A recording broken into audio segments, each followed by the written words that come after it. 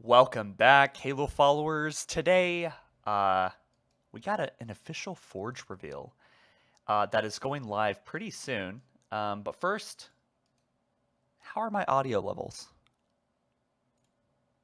How are my audio levels? Someone just said it's clickbait. It is not. Oh wait, that's not even my stream. Okay, actually, I need to look at my stream.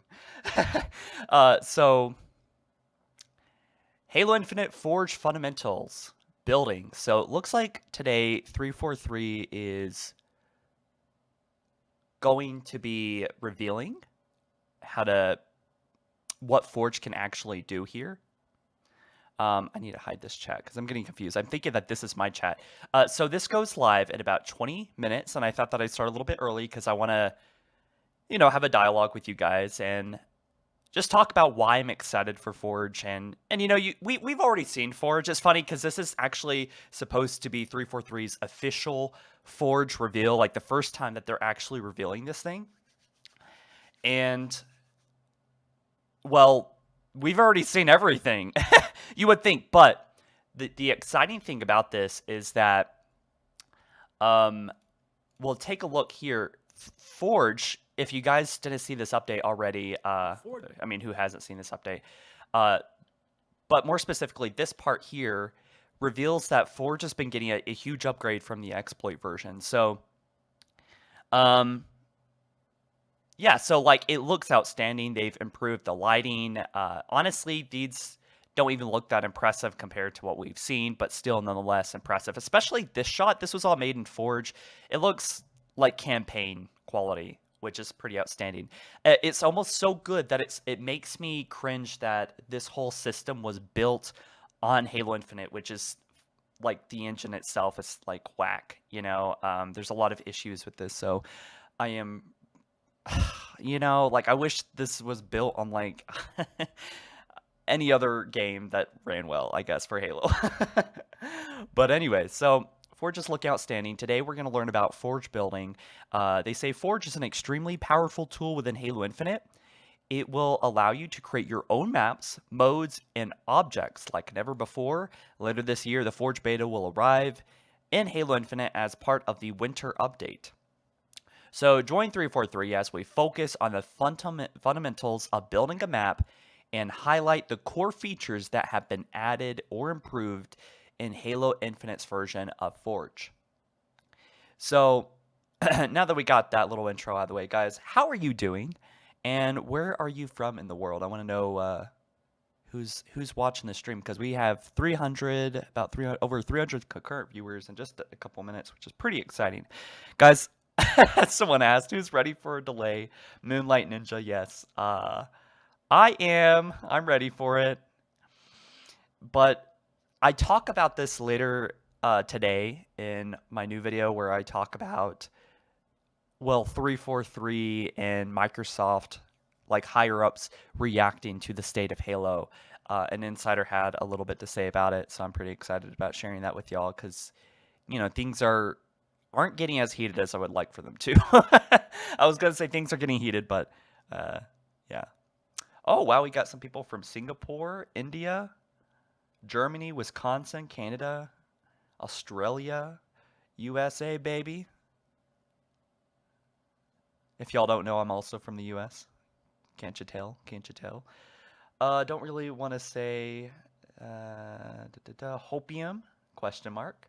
Yeah, there's a little bit of hopium going around. Today, 343 is going to reveal Forge. For the first time, guys, what does Forge look like, I wonder? Well, I was going to try to get Infinite Forges in here for his thoughts, so that may or may not happen. Probably not. But Puerto Rico, hell yeah. Mexico, Brazil, Taiwan, Boston. I am from Mars. Very cool. So, I haven't talked about the hashtag Fire343 until later today. And my upload times have been so crazy, man. I've honestly thought about like having a schedule. Sometimes it's kind of hard to have a schedule because just like, I have so much freedom on when I can upload a video, but like if maybe I have like a lore video every week, so y'all know when at least some one video is going out. But I've been on like a 30 or 40 day, uh, like every single day for the past 30 days, I've been making a video, maybe with a couple exceptions, but like I have been making crazy amount of content, and I'm really glad that y'all are eating it up because honestly, the channel's doing really, really well. We have like 3 million views, I think, in the past 35 days or something like that. So Forge content has helped. You know, honestly, all this drama has helped the channel. But honestly, as a Halo content creator, I'll take anything. I will take anything at this point to talk about because I mean, we've already been through this. This is not actually the worst thing that's happened with Halo, I think. I think with the launch of Halo 5, that was brutal, man. But we got people like Moist Critical making videos about this insanity, If y'all haven't seen, I do like Moist Critical. He named 343 as being the worst developer. By one unanswerable question. Who is the worst? This is number 2 trending on gaming. This is number 2, right up under Markiplier. Moist Critical is just taking a big crap on 343 as the worst developer in the world. Things. I'm not here to talk about that. I'm focusing on AAA big budget studios. I also want to explain that I'm only talking about the quality of the games they produce and not the actual workplace environment. Because if we were talking about that, then obviously there's been like sexual. This thing launched without any content at all. They fucking threw this thing out there naked. It was so barren when it came to content, but the community was under the impression that they would be adding content to the game as it continued to exist. But they really haven't. They've barely even been drip feeding this thing to keep it on life support. It's not enough. Yeah. It's fucking flatlining. It's flatlining. I do think that a lot of people have been confusing Halo with Halo Infinite. I think Halo Infinite is might be dead in the water, and someone was talking about, I think it was Kevin Cool talking about like how 343 is winding up. They've taken a big break between season 2 and 3, so they can wind up for this Tatanka mode, this battle royale mode that will just come, swinging hard, bringing back the masses, competing with Apex Legends and all these other guys. Actually, Kevin Cool didn't say all this, but I'm just talking about the idea now. But like, they're winding up for a big reveal for a comeback in Halo Infinite, and honestly, I just don't see it at this point. I talk about it later in today's video, but I have lost trust. I don't really believe some of the things they say anymore now. They're not really being genuine with us. I'm talking about 343, and so I just want them to be real. Also, we got a super chat. Thank you so much, Icy Bubba. Super chats really do help support these streams. And he said, I had to take a break from Halo, not because of 343, but because of the community. Look at this chat. It's so toxic. I'm not saying 343 is innocent. Well, Icy Bubba, thank you so much for the super chat. So, I don't think this chat is definitely not the worst I've seen. Honestly, it's really not that bad. I mean, you look at Reddit, dude. Ooh, that place is digging into 343 hard. This chat's pretty tame. I don't think I'm being biased there. Anyway, but point is Halo Infinite, I don't think has much of a future. I thought that maybe with season 3 things were going to be different. We have like the winter update before the winter update was a thing. I thought maybe there was something big coming because literally 343 told us big stuff is on the way and that you should be excited about. We have 343 is about to emerge from the cocoon. Like we've heard why now, dude? You're in the middle of a live service cycle. Like it's almost a year after launch, and like I think all I really want from 343 right now, aside from like just fixing the franchise, is to just be honest with us. Like one time, one of the 343 employees said that, and this wasn't too long ago, like 3 months ago, 2 months ago, quite frankly, the Halo community or people have lost their patience, and understandably, something like that. And I'm like, well, thankfully, like, thank God, finally we have some kind of like genuineness coming outside from the studio, because like I want them to just have a little bit of humility, like apologize. Like this last update that they just posted, like the reason why I did not like this at all was because they weren't acting like the game is in a upheaval, like the community is on an upheaval, you know. I just wish they came out here and was like, look, we know we haven't done great. This game is not looking good. We are struggling with X, Y, and Z. We don't have enough employees. The engine is struggling on us. We made mistakes during the development cycle. We are needing to put a pause. Why don't we ask the community? Let's put a pause on split screen. Should we put a pause on split screen? And then let's like, if we need to cancel split screen, like let's be clear about it. Like, okay, we need to cancel this because we only have like 3 employees in the studio, you know, or whatever it is. Like, I honestly was talking about this with Dante from the Boys Unknown the other day, but I actually have a theory that, like, honestly, dude, I think that there might only be a few employees at 343 based on like what we're seeing. I'm starting to think that there's some massive problem with the pipeline. But okay, anyway, so we got a super chat here. Marai, my animation outlet. My God, thank you for the $50 super chat, dude. Jesus Christ, thank you so much. I think we just need to get through this upset phase of the fan base. They have a good reason to be upset. I like to hope that Infinite can be like No Man's Sky. No Man's Sky had a gnarly history when it came out and is now S tier. Saw 6 years later. So yeah, that game definitely failed us in a lot of ways. And the developers, despite that, I mean, there was no, I think the only game that had that much pushback and negativity and, you know, distress around it, you know, was probably Halo MCC, right up there with, but MCC made a comeback. And unfortunately, this is the pattern that we find ourselves in with modern gaming, is that they just release these really bare bone projects, and it's like indie developers are doing better. People on their free time are doing better in Unreal Engine. But yeah, so I think that there is certainly a potential for it to come back. Thank you, my animation outlet. And my God, thank you so much, my man. Oh my gosh, another $50 super chat. Can't thank you enough for that. That is insane. We just started the stream too.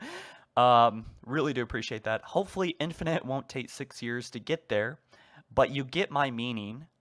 I pray we can say, man, 343 really pulled themselves up by their bootstraps and made something incredible someday. I've seen lesser games make bigger comebacks.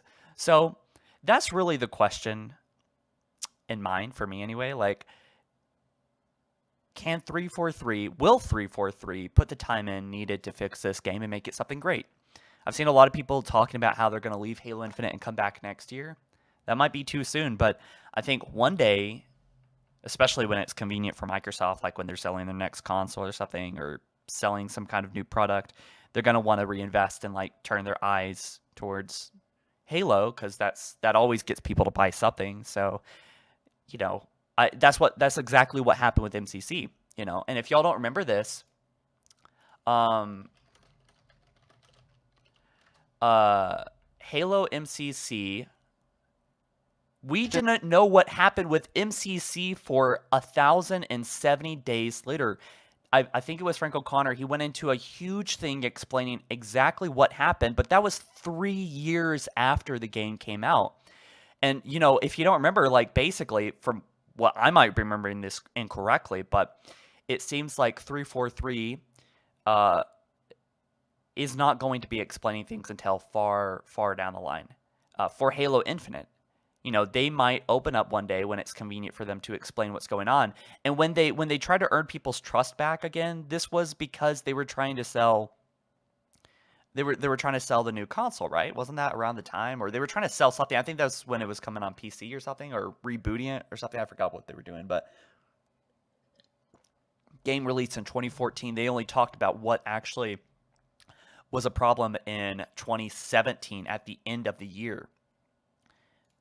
So, I'm expecting something to be like that, but I just, what bothers me most out of this whole thing is not the delay. It's just like the really tone deafness in this video, and also like there's a lot of cuts, so there's something going on here underneath. I don't know if they're like, this is their first video together, and so they're just kind of like not knowing how to, you know. But the edits do make me kind of worry that something isn't working here, and that they're not being genuine. I think there would be less cuts if they were being genuine. I want to see an uncut version of the video. But that's just me. It'll never happen. But regardless, I get it. I get being nervous. I get not having fun making a video like this. But I think it would have been maybe even more uncomfortable if they did make a video, the kind of one that I would want. But anyway, so Marai My Animation, thank you so much for the two $50 super chats. That is insane. I just saw another one, but welcome guys. We have over 600 viewers. That is insane. So if you're just jumping in, 343 is about to reveal Forge for the first time. Whoa. But I think there's going to be new things in this. They're going to show off the new canvases probably.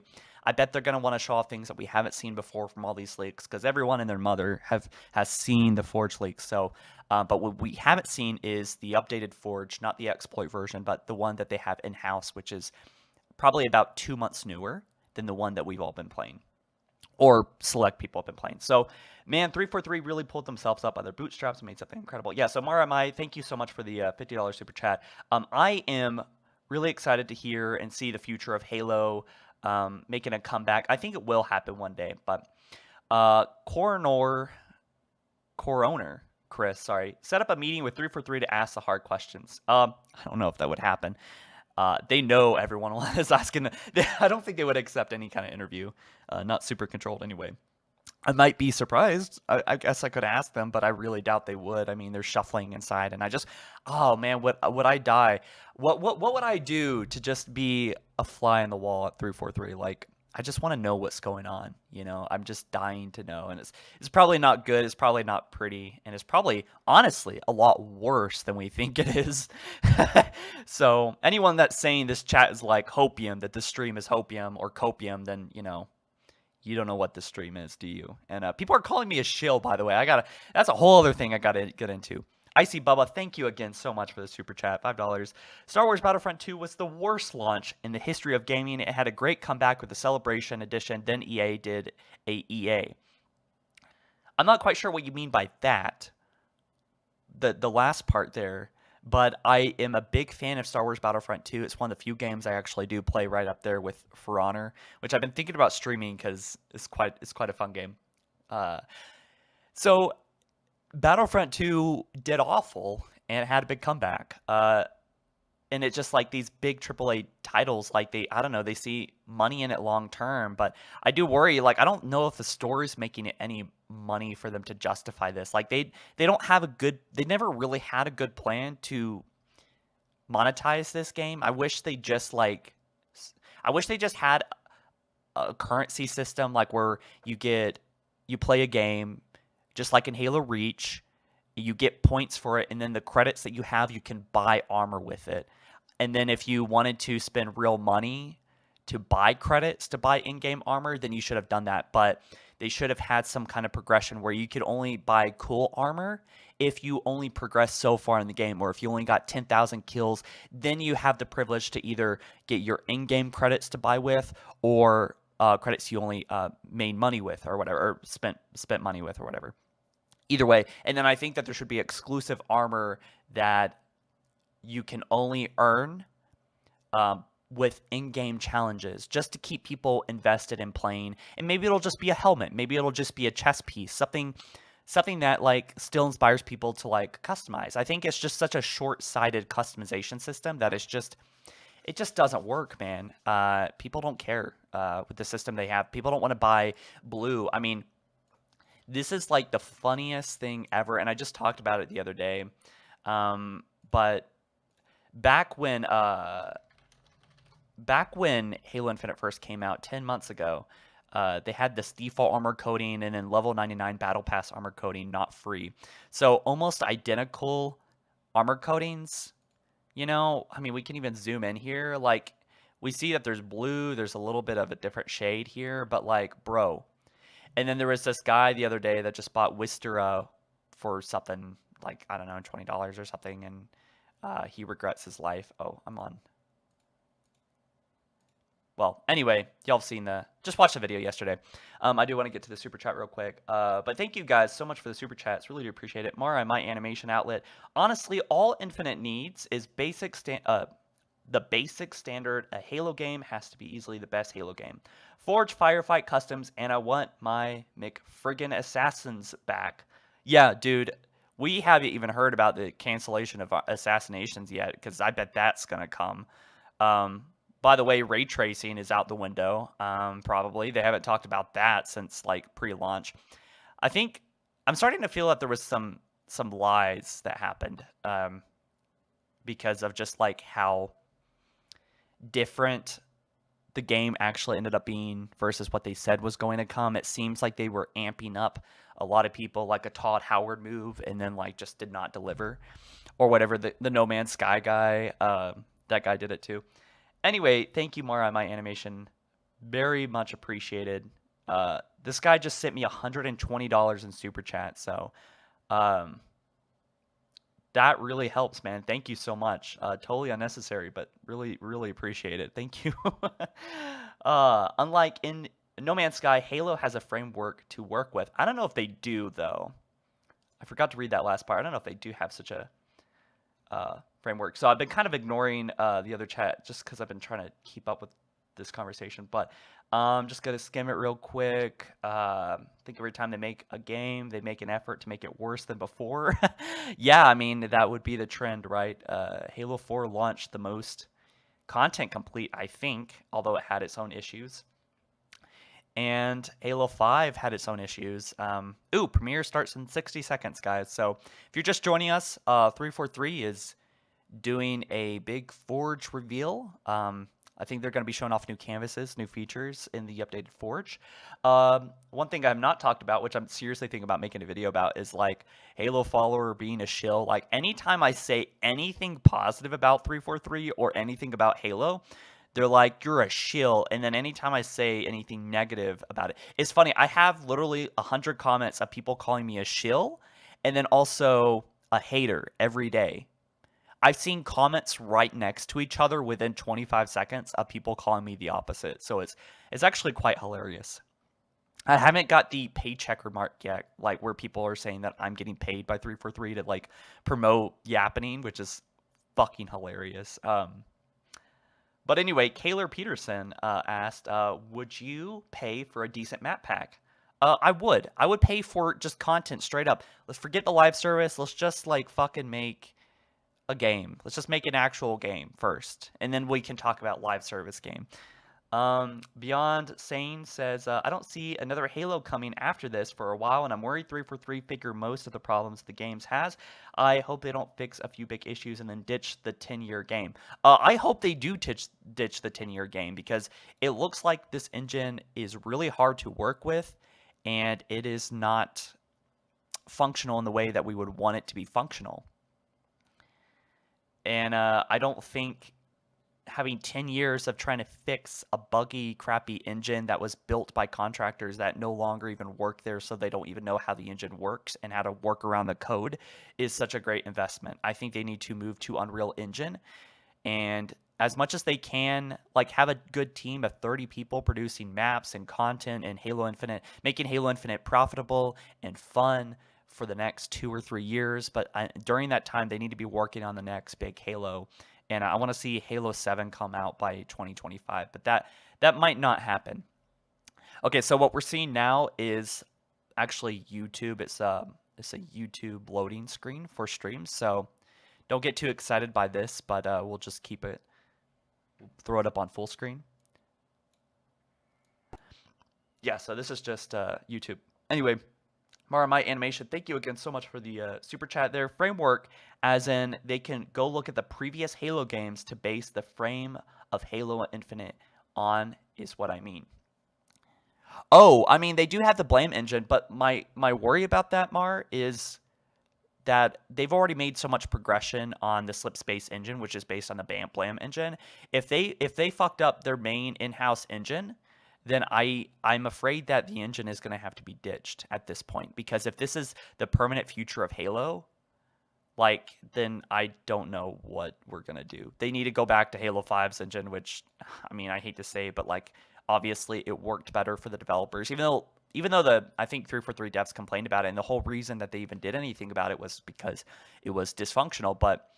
And I've heard that the Slip Space engine is, obviously we know it's very powerful. The devs can do really good work on it really fast for the campaign, but something about like the live service component of Slip Space is dysfunctional. Like the UI limitations comment, the feasibility of adding Slayer to the UI, well, that makes me think that they need to remake the entire UI, and I can't imagine that's too hard. Like, get a coder, and I bet they could do it in, like, I don't know, 3 weeks, 2 weeks, maybe less. I don't know, but I can't imagine it's a whole thing. And I don't understand game development entirely, but that doesn't mean like I don't understand like basic ass shit, you know. Anyway. Here, and welcome to our Forge video series. We're going to be breaking down Forge with some of the members of the Forge team here at 343 Industries. Michael, Cliff, thanks for joining us. You want to introduce yourselves, talk about what you do here at 343?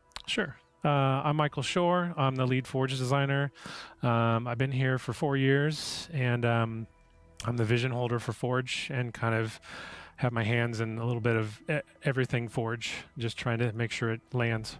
This guy's saving Halo. Very cool. And Cliff? I'm literally I am one of the multiplayer level designers. I originally came from the Forge community, so this is a very special moment for me. For people who don't know, what is Forge? Forge is a game engine that ships in the Halo Infinite free-to-play product. It'll come out this November. And it's a mode where you can design maps, you can design new modes, or just new experiences that you wanna play with your friends. It's super powerful little game engine. And what makes Infinite's version so special? Well, we've fixed a lot of things. We've improved existing things based on community feedback. We've added a lot of new features that we wanted and the community wanted. So it's a really nice package now. That's good to hear. But we don't just want to talk about it. We do want to show it. And Cliff, I know you've been working on something incredible over there. You want to kind of walk us through what you decided to build? Yeah, totally. What we have here is the starting for Foundation and campaign, but we recreated it in Forge. My goal for this was to make an experience that's similar to what we see in campaign, and to show off the power of what Forge can be able to achieve in this. Prior in Halo 5, we could only dream to do something like this. So to be able to have this now and to be able to create these very rich environments is a huge blessing for anyone that's forging.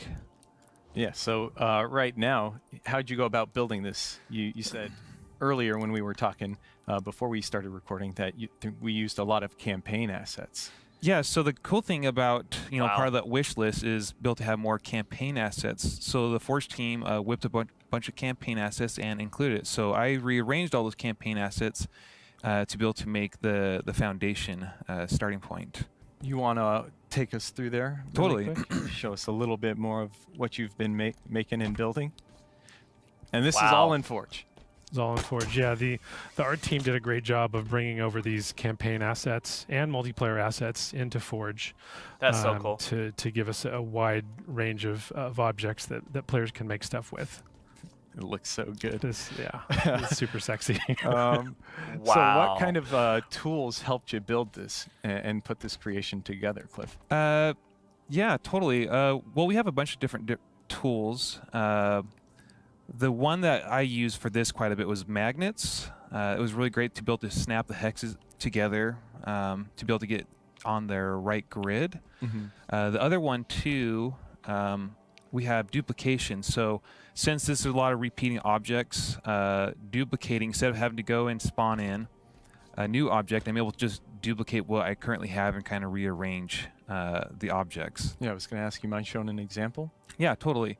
So if I want to duplicate this hex right here, I can just simply duplicate it, and then I'm going to snap the magnet to it, and boom. Just like that.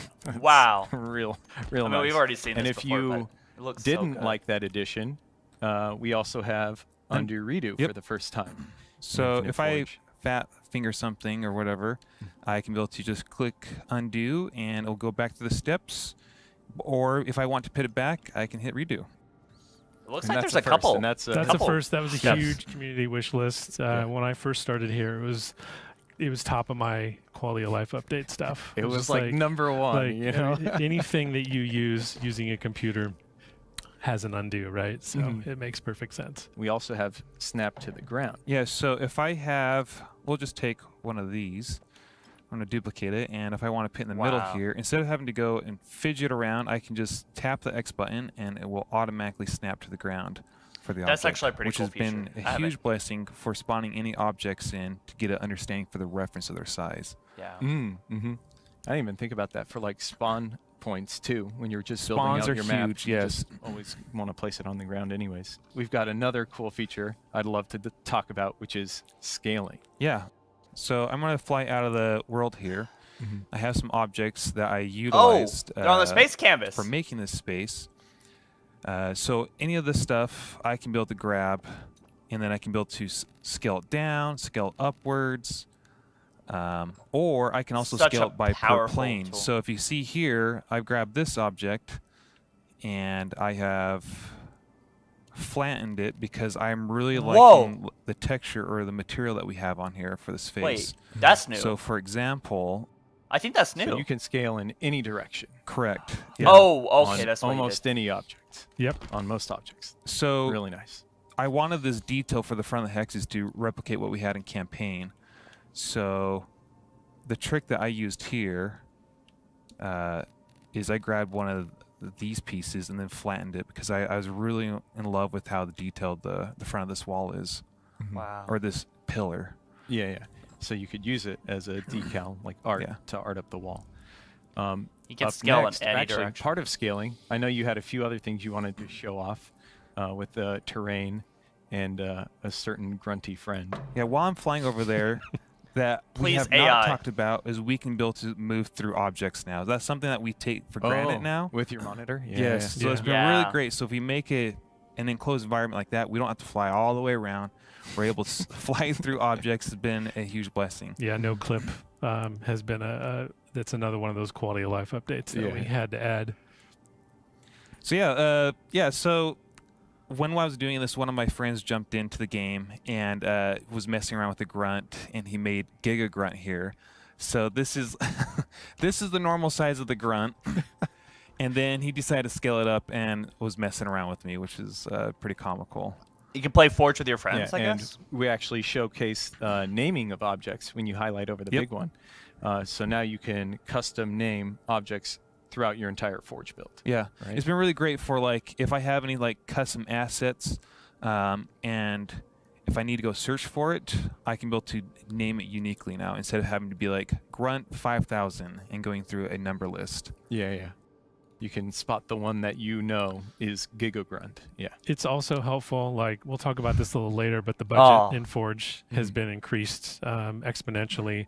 And when you have a lot of objects, when you can name them what you want, they're easier to find, they're easier to organize. So that's another bonus there. Yeah, just because you got more stuff to manage. Yeah. Better organization always Yeah. helps. And then also terrain we wanted to take a look at. I know you were building something. Yeah, so part of the scaling, we Oh, do have these awesome terrain pieces. There's a lot of great additions that that the art team has added to such for a terrain. big world. Specifically, we can be able to make mountains now. So this is the object size what it spawns in, and we can even make it smaller. And so I made like this. So that's the same piece? That is the same piece, yeah. God, I love It the could be texture. a hill with it. or it could be a giant mountain. Yep, and I can even make it smaller to be like I want to add like dirt around like a cement area, like rubble, like to a fallen apart building, whatever I want to do with that. So that's another.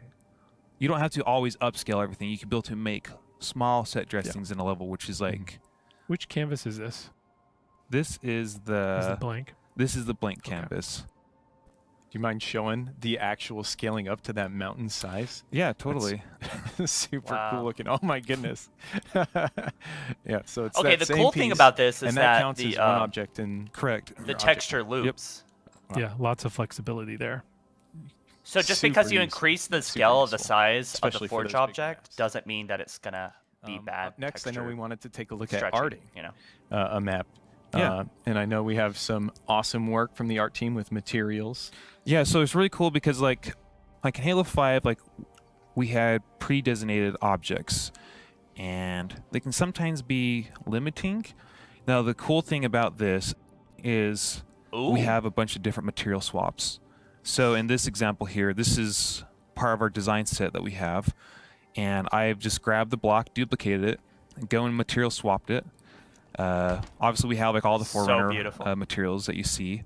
But the cool thing about this is I wanted to add some grime to it, or scratches, or I want to make it not so shiny. So I can be able to change material, and then I can also change material and change the color material. But we also 1,000 have a viewers! bunch of unique material that is not just in Halo lore, like so Forerunner. So we have like dirt, we have corrugated metal, we have cobblestone, camo. We have some silly ones like polka dots and stripes. Like a gift wrapping. Totally. So yeah. if you want to do a present for your friend's birthday, we got you covered. Yeah.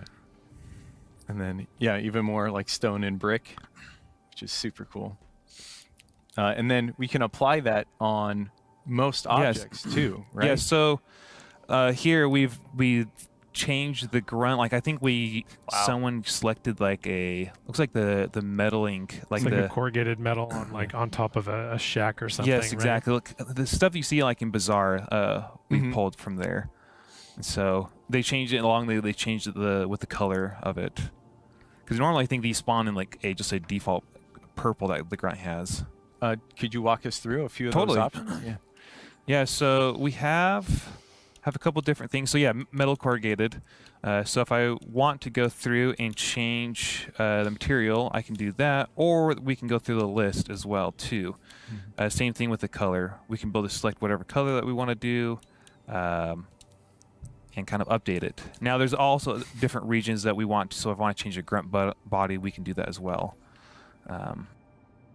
And you have Now all just those let us options do for that with armor pretty much coatings. all those objects. right? Totally. All the time. Yep. That's so Yeah. cool. Including With the our Giga Grunt. Yes, including the Giga Grunt. I wanted to dive in. We did see the Forge menu just now as you were kind of going through those color Yeah. options. We've got the object browser and lots of other cool stuff, and it's all organized in a little bit of a new fashion from Halo Totally. 5. Yeah, a little bit. One of the key things that we added to the object browser this time around was the ability to preview the object before you place it. So now you can see the size of an object, you can see the colors it has. Previously in Halo 5, it was just a green box, right? And so this to us is a big improvement there. You know, all of these objects are, because of scaling, all these objects are, we don't need to have different size variants. So while we have thousands of objects in the browser, we don't need to bloat the browser with size variants of each one. Yeah. Is that a red party cup there? Yep. Yep. For the grunt? Yeah. Scale it up to the Giga Grunt The size. Giga Grunt needs a drink. Thirsty. In addition to the Forge menu, we also have some radial menus for the actions and tools, correct? We do, yes. Yeah, so we Wow. with some of these new features, we had to figure out where they were going to fit in a control scheme, and the logical solution to that was to Create have radial prefab. prefabs. Obviously, we don't have a lot of objects or a lot of options on that radial menu right now, but it's designed to expand as we expand our Oh. Forge functionality in the future. Yes. Cliff, we just saw you make a prefab. For folks who don't know, what is a prefab? Yeah, so a prefab, for example, on my map, I have a prefab already set up, which was really useful setting up all that detailed layering because how the hexes are built. So I saved that.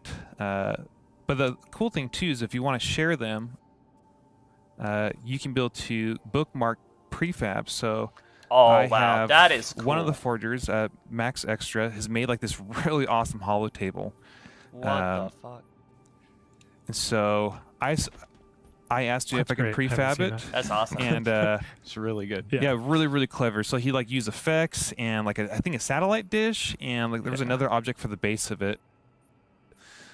But yeah, so that's been really useful. So like if you make something unique that we don't offer in our objects, let's say if I made this race car, I can be able to prefab that, and then I can be able to save it for future maps. So if I want to make another city map or give it to someone that might need to use it for their map, that is now a great feature that we have. So it's a group cluster of objects that you can then save as that group and then share with your friends. Right. Yeah. Yeah. You Where's can save AI? it locally to your map, or you can save it to your files to use it in other maps, and/or to share it with your friends, Real nice. or share it with the public. Yeah. So you make an awesome gingerbread house that I want to use on my map. That's right. I can just copy it if you make it a prefab. Very cool. We also on the radio menus have a little bit of what else do we have on there? Huh. We've got a node graph. We've got the build menu, and we've got quick save. Nice. And the build menu, don't want to dive too deep in on that, but you can kind of customize what aspect of the Forge map you want to build. Right. So we've inherited a lot Oh. of features from the Slip Space engine, which was the foundation of Halo Infinite. And so the way lighting and audio and nav mesh and reflection volumes work is you have to Whoa. build that data. And so where you go to build that data is the build menu. We'll explore that at a later date, won't we? Cool. Yeah. Yes, we will. Yeah. And And Whoa, engine, hold on. which was the foundation. Lighting, nav mesh, audio, reflection volumes. Build lighting and map. Dirty data will prevent the map from being published. Interesting. There's a build Mesh menu. and reflection volume. Also, we did have node graph. Gotcha. I saw you. We did mention just the fact that we've got so many inputs that we did have node graph. At a later date, won't we? Cool. Yeah. Yes, we will. Yeah. And we did have node graph. I saw you had popped up there. We've got that coming up in our next video where we talk about scripting. And we did mention just the fact that we've got so many inputs. That's why we decided to go radial menus. We have multiple control schemes for controller, correct? Yeah, I think we have 4 different control schemes. We've got a default one. We've got a default alt, I believe, that switches the up and down buttons because that was some concern to some people. Then we've got a legacy one that kind of So nav mesh, guys, is for bots, by the way. I see some people asking about that. That's for control bots. scheme as we could. So AI there's could one come. more. I AI is forget already which coming. We one already it know is. bots will But be plenty in of options Forge. so players can find one that feels best for them as Yep. they're making maps. Absolutely. All right, so now I want to take some time and dive in on a Forge Council members map right here. It's called Oh. Curfew, and it was arted by Sica Mechanico, and he took this and made it Holy stunning, right? shit! Well, this is, I mean, literally dripping with vibe here. This is just gorgeous. I can't believe he whipped Holy this out in a pretty fuck. short time, as I understand it. That's in Forge. Forge! This is all Forge. Yeah. 100% Forge. Just Oh really my gorgeous. God! I love this map. Like I said, just the fog, like the kind of cyberpunk vibe.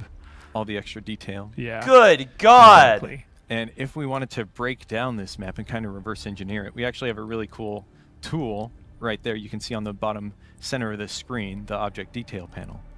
Yeah, so basically, wherever you hover your cursor, the object details panel just gives you data about that object, right? So we're looking at this wreckage hole box A.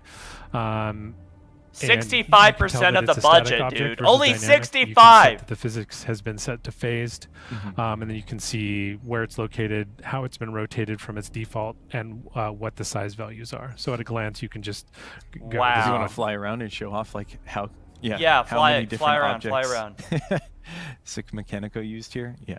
Yeah. Oh Just my tons of good detail. lord. Tons of different objects. Yeah, he's Dude, at, this is and he's legit. at like 65% of the budget. Something like this, to achieve this quality of level, I think every forger that gets to this, they cry because it gets to a point where they drop their frames and they have to start dissecting their map and reducing it, and we always cried over that.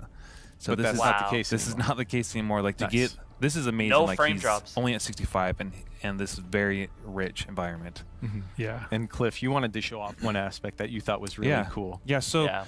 the thing about Forge, like anyone's asked us in the past, was like, how do you make a good Forge map to like take it to the next level? Don't use objects as they are intended, and use them in a unique, interesting way. So like something that we had a hard time is to do small set dressing in Halo 5. Now the cool thing that I saw Sigma Mechanic would do is he has this flaming barrel and he has like, this looks like trash, but what it really is he's made this terrain piece and shrunken it down to make that trash, which we didn't have this type of stuff in Halo 5. So to make this scene more believable, he's made objects and manipulated them into something different that they're not intended, which I think is really awesome. And that's one of those terrain pieces that we saw that could become its own mountain and hill, but he squished it down into a trash can. So when I was looking at like the flame, because I was like, oh, like how did he get grass in there? Like, holy cow! I'm like, wait a minute, this is a terrain piece. Like, wait, what? Really clever, really clever. And we were mentioning that he is still only at 65% of his budget, right? We've had some budget improvements, and we've expanded the total budget, right? Yeah. Total object count and stuff like that. Yeah, Halo 5 was 1,600 objects, the most you could put in. Right now, with this version of Forge, we're at around 7,000 objects that you can place. Wow. So yeah, huge improvement there. Wow, look at that interior. Yeah. Yeah, I don't know what else to say about it. It's just so massive. That is incredible, guys. Untap some new potential for sure. Look at that lighting. One benefit of it's a Forge Council member. Now, like wow. Render objects is when they're static, they don't have quite the same like performance impact that they used to in Halo 5. Yeah, now that we have we have static objects and dynamic objects. For reference, every object in Halo 5 was a dynamic object, which meant that the engine was thinking about that object every frame, right? Which is why we had a relatively low budget. Now with static objects, they're basically just geometry that the player and grenades and stuff collides with, and so like the engine doesn't have to think about static objects every frame, right? So it gives us the chance to put a lot more of those objects in the scene because the engine is not overburdened in that regard. That is fantastic to hear. Wow, I want to see more. I think that's going to do it overall for us today, taking our first look at Forge in Halo Infinite. Thank you so much for spending some time with me today, guys. Absolutely. Did you have any closing words as we kind of wrap up? I'm just super excited to see what the community does with this. I've already seen a bunch of cool stuff, official and unofficial. And it's just fantastic. So I can't wait for this to be out in the public and see what everyone does. Me coming from the community and coming internal and shipping the game, I traded like the surprise of the game being revealed your first day or whatever, right? The thing for me, my first day reveal is when forgers get these maps and make something new. Something that I did not have my hands on and get to experience something brand new. I'm really excited about that. Yeah, there's no more surprises. No, there's no more surprises. You can be surprised by what people build. Yeah, I was like, I don't want to know the end of the campaign. Yeah, forget about that. Yeah. All right. Well, thank you so much again for joining us. And everyone else, thank you for watching. And we will have even more Forge videos coming out over the coming weeks. We're going to focus on scripting next, then lighting, and then we'll touch on file management or asset management and file browsing and all that cool stuff. But that'll do it for us today. Thank you so much, and we'll see you all next time. Okay, this is mind-blowing, guys. Oops. It's official, ladies and Oh no. Okay, so guys, this is incredible. But he squished it down. I don't even know what to say to this because, like, I'm sorry if I was a little bit too loud there, but like, wow. This isn't Forge. This is done by a Forge Council member, and like, look, it doesn't look mind-blowing or anything, like, but God, is it close, you know? And I can see like how it's kind of made in Forge, but like, this is almost like campaign level of quality. Like the difference between campaign mapping, like what they did in the campaign versus like these Forge tools, is that the campaign was like not very much handcrafted. I think it was like using brushes and like large landscape tools and like procedural generation kind of things. But like Forge is going to be incredible. And I swear to God, I feel like bipolar right now because I don't know whether I should just say Halo Infinite is dead or like I'm actually really excited for this. In a way, I feel like there's so much potential here for such greatness that all 343 really needs to do is make sure those base things are taken care of, such as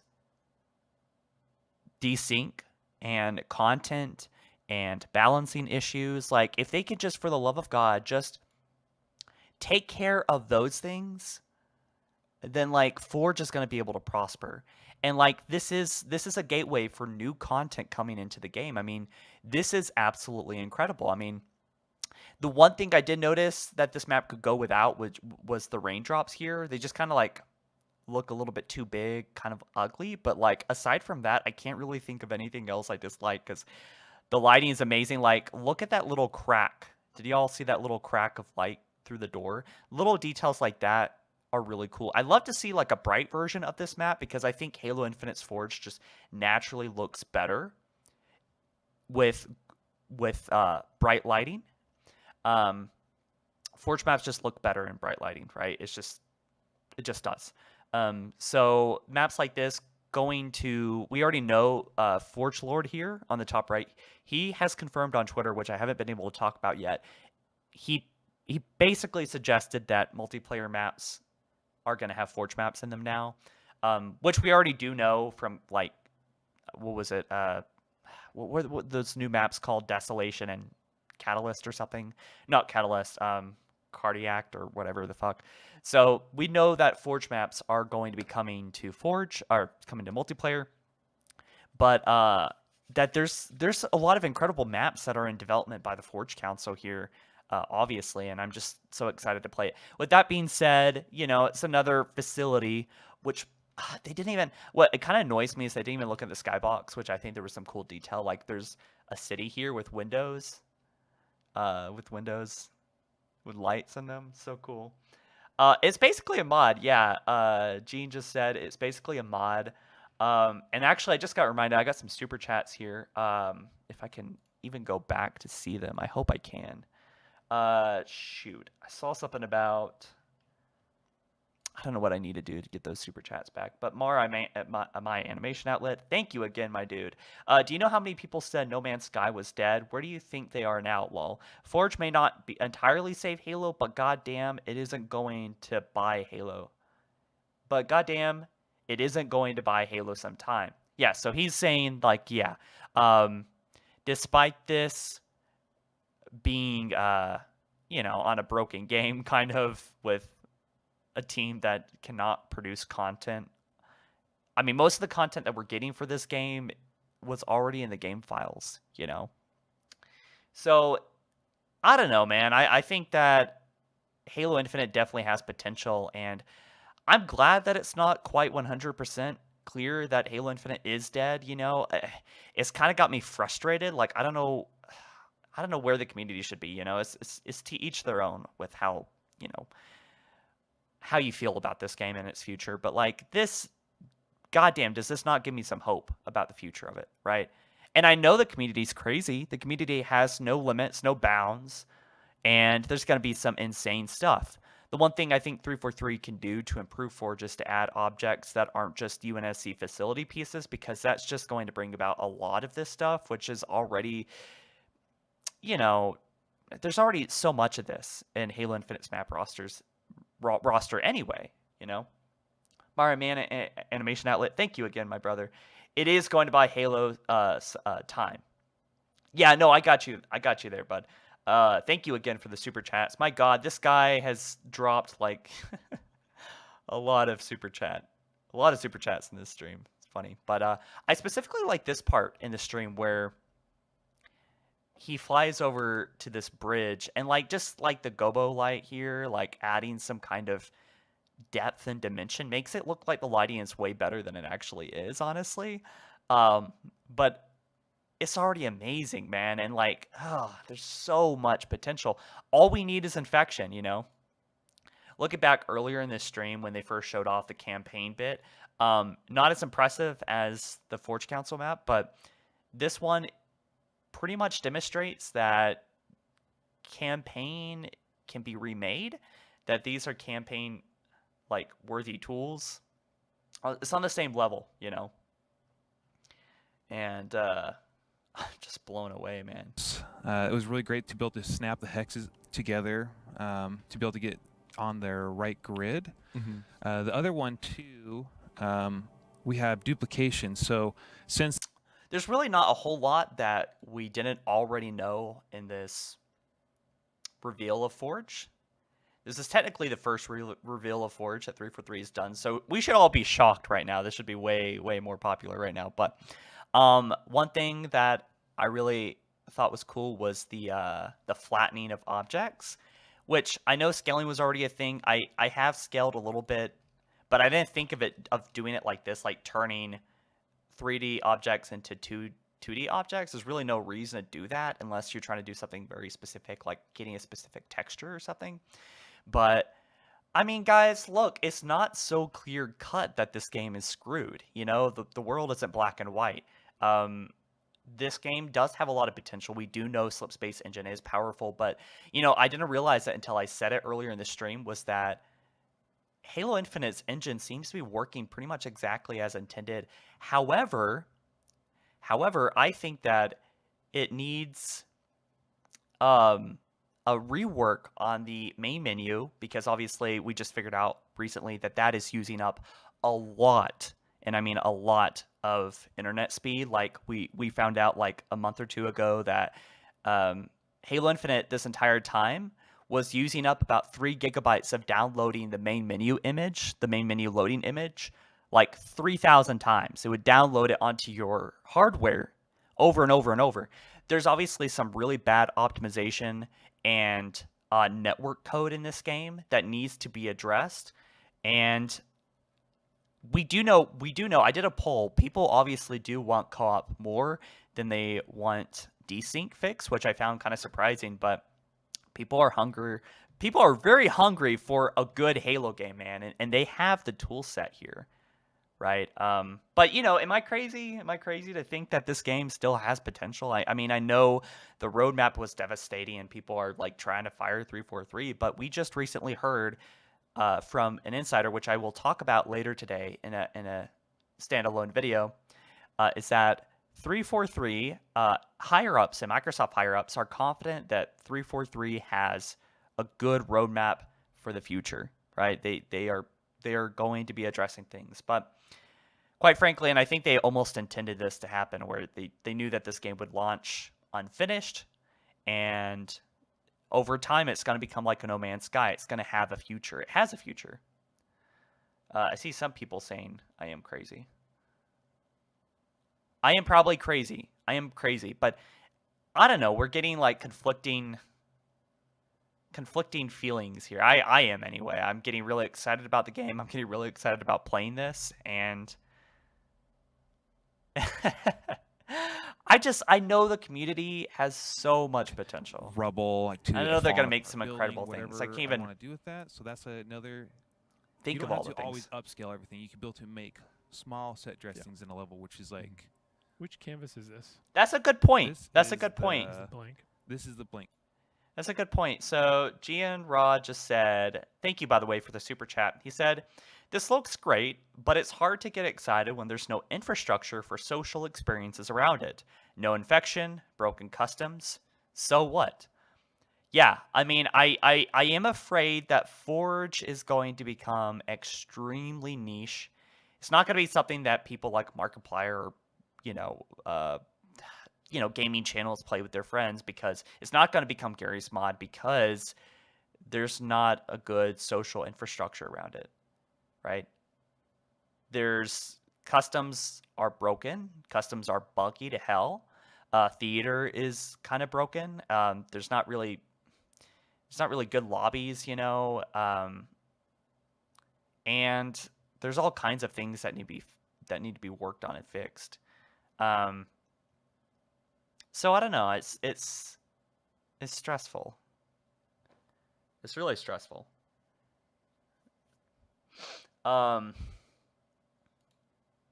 Oh, God, I did it again.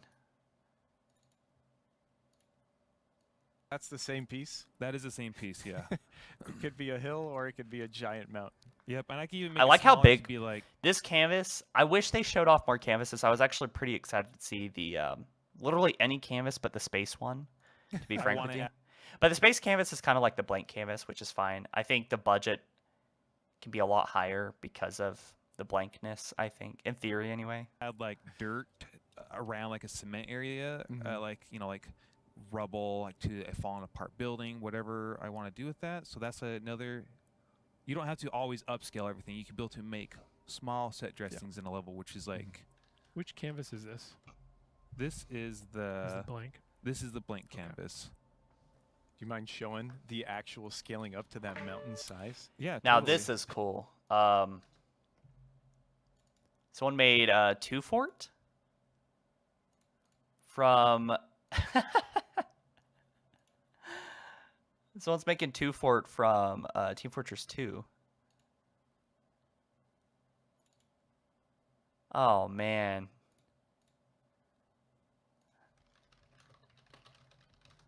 I want to see what people are working on right now because there is some incredible stuff. By the way, if you didn't know, guys, you can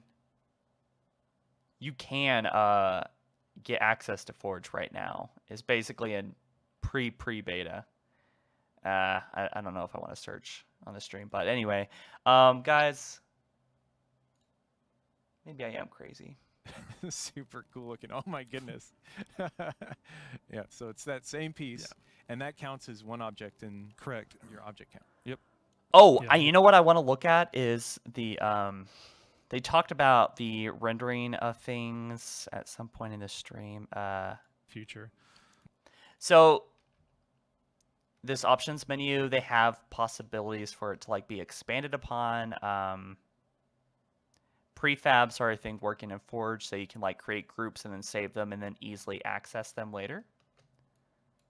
But there's also something called nav meshes, which are not, I think, accessible or work for most people that have the exploit version of Forge right now.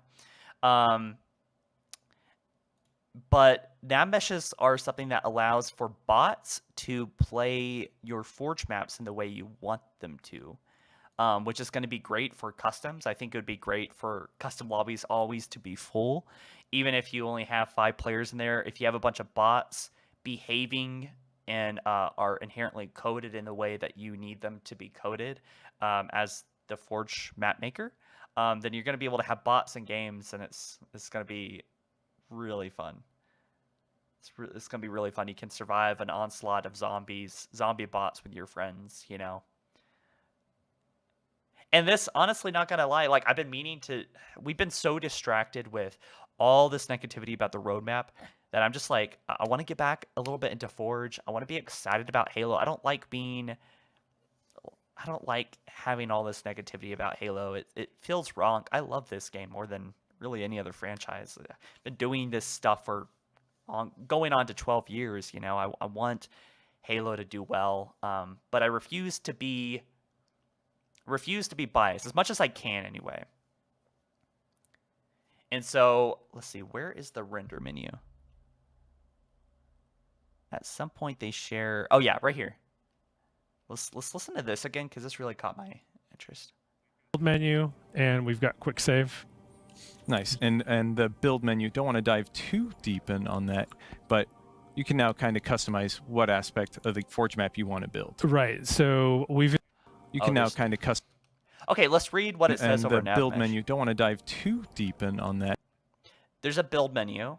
This is going to be things, if you don't know this verbiage, basically it's how you finalize the lighting that you set, the meshes that you set, the audio, the reflection. But let's actually see what it says. So lighting, it says, build lighting in the map. Dirty data will prevent the map from being published. I wonder what it means by dirty data. Honestly, all this makes me feel like this is like a game engine for Halo Infinite, on Halo Infinite.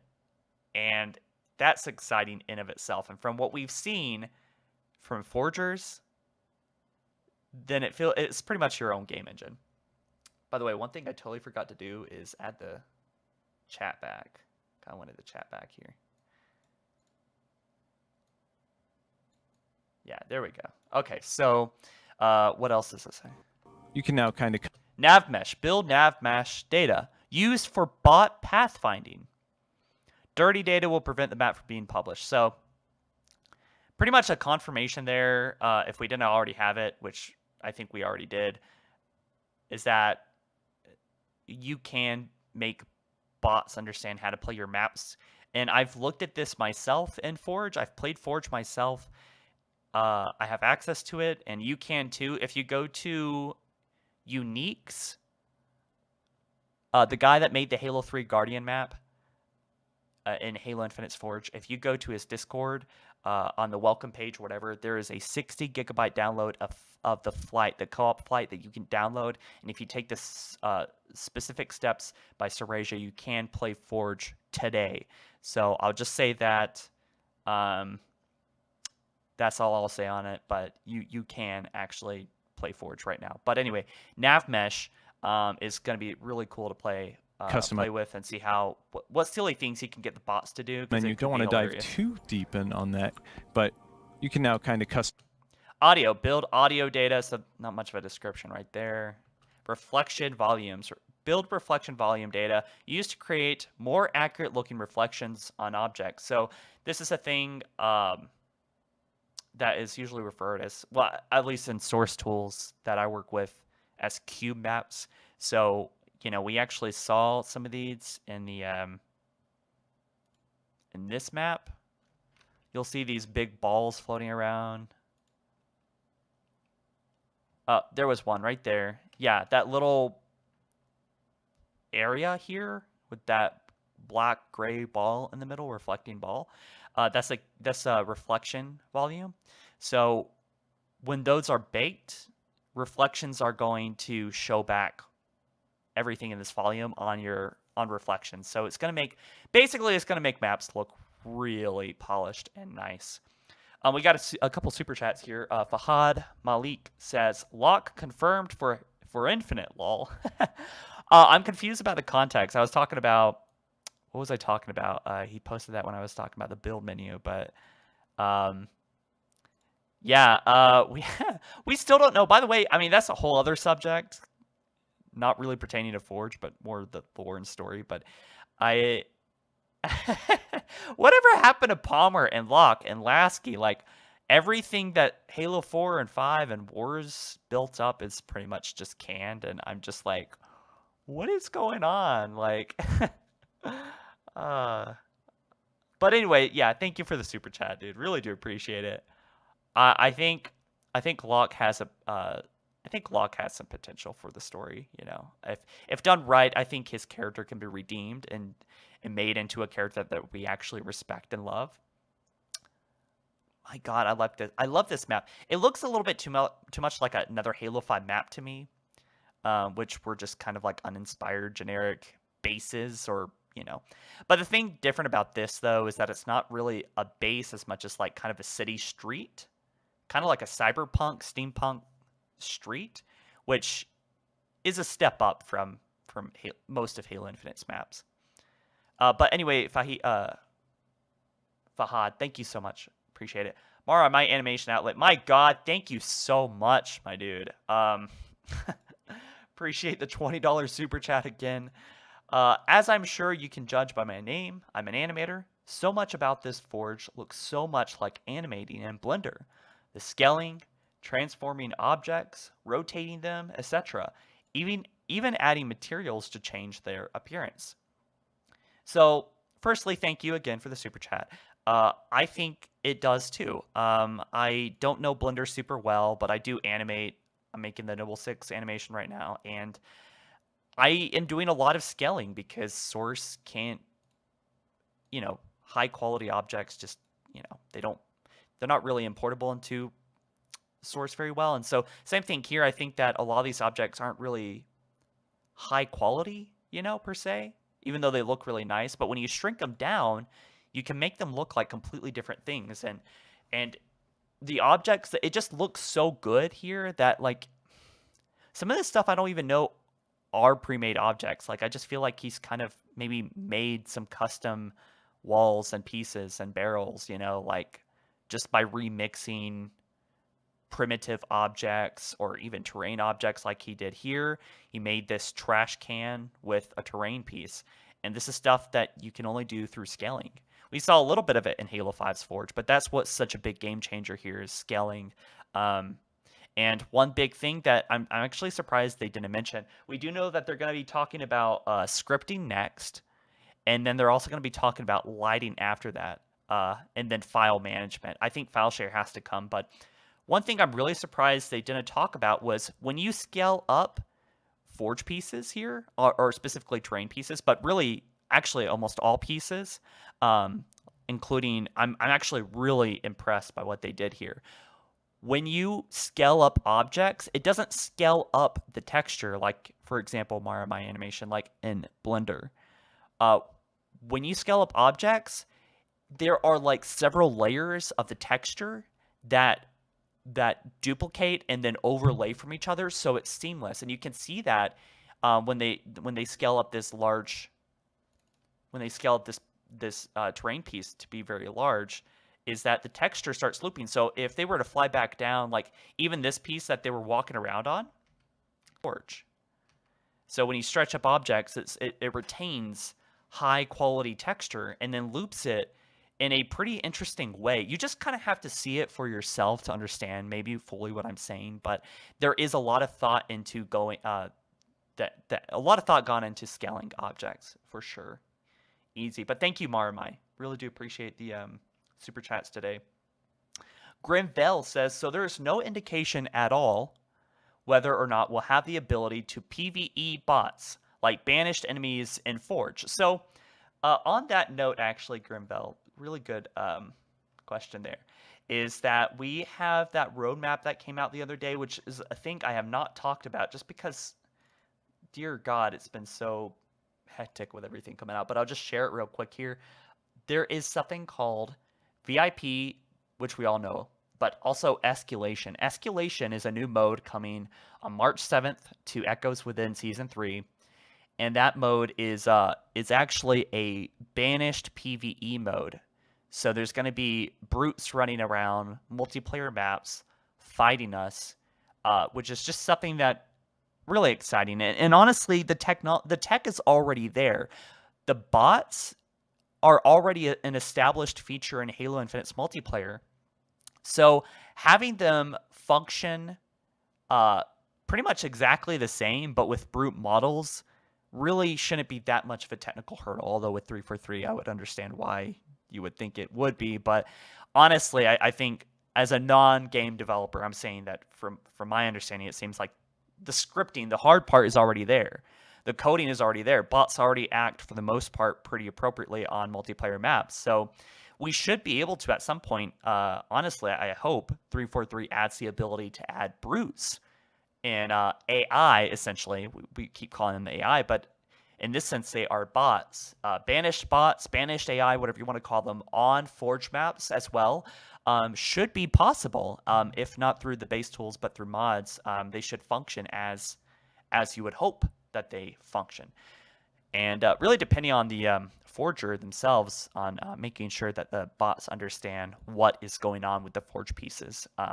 So these nav meshes are confirmed. That's kind of like a big deal. But thank you so much, Grimvell. We should have the ability to do PvE bots. We already know that that's coming in November, pretty much, based on this reveal. But I don't know if it's going to be non-Spartan bots, for example, like elites and stuff. I think that's something that they could expand down the road. Undead Fred live. Honestly, with all the content that Halo Follower makes and how well researched and to the lore he is, I'd love to see him make a Halo game or to be hired to write for the Halo game moving forward. Look, thank you so much, man. I always get like, I'm always like really honored to hear things like that. I don't know everything. If I was to like run Halo, I probably would, in some aspects, run it into the ground.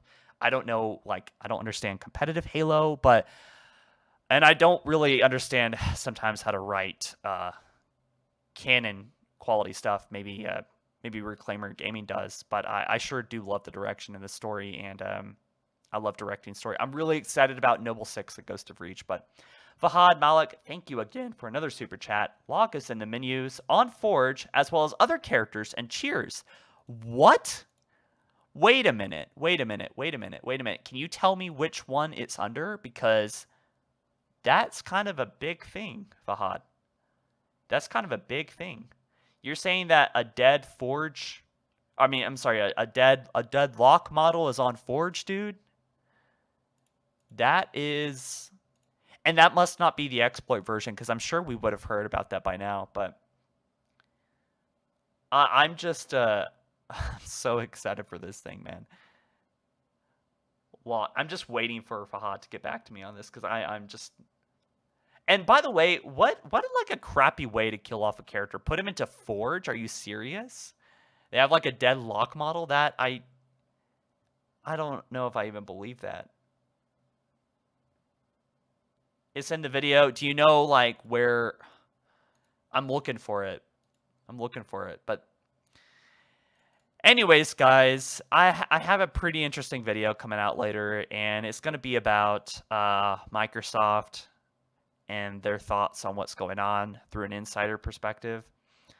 And I don't know if Fire 343 is exactly like the best decision, you know, and I get the sentiment, but there's a lot of talent at 343, and this is just proof of it. So like, what do you really want to do? You want to fire these people too? Because this took a long time. Like, the engineers are proud.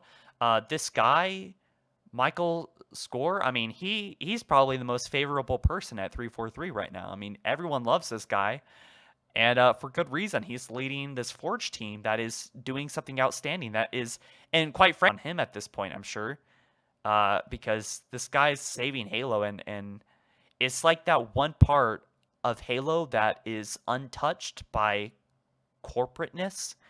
You know, there's not a whole like tradition of like monetizing a creative mode like Forge. There might be with 343, but right now it seems like it's kind of out of the realm of being contaminated by all the bullshit, and it's something that gives the power to the fans, you know. And I want to see you know, Halo Reach's modding tools, by the way, they just shadow dropped, which is like, oh my god. Like, I'll look up something on this other monitor here, but they are looking great. In fact, there's actually this one clip I want to show y'all that is just incredible. But I love it when fans can take these tools and run with them, as Bungie said. I'm paraphrasing, but like, it is outstanding what this guy was able to do. I don't think they... Oh yeah, they did say who made it. John something. Forge Council. I don't think they work for 343, but this thing I want to show y'all real quick. We'll get back to the Forge talk in a second, but I think it's important for all of y'all to see this. And Green Knight, if you're watching this, you should be pretty excited about this. This is Forge Tools just came out for Reach. I mean, sorry, Mod Tools just came out for Reach. This guy added a... Look at this. This looks so fun.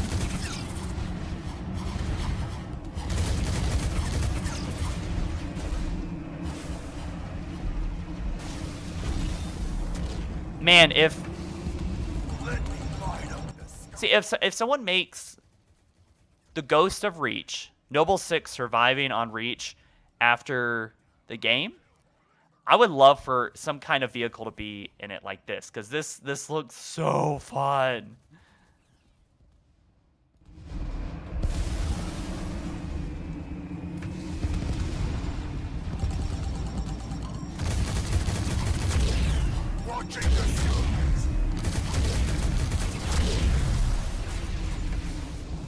My god.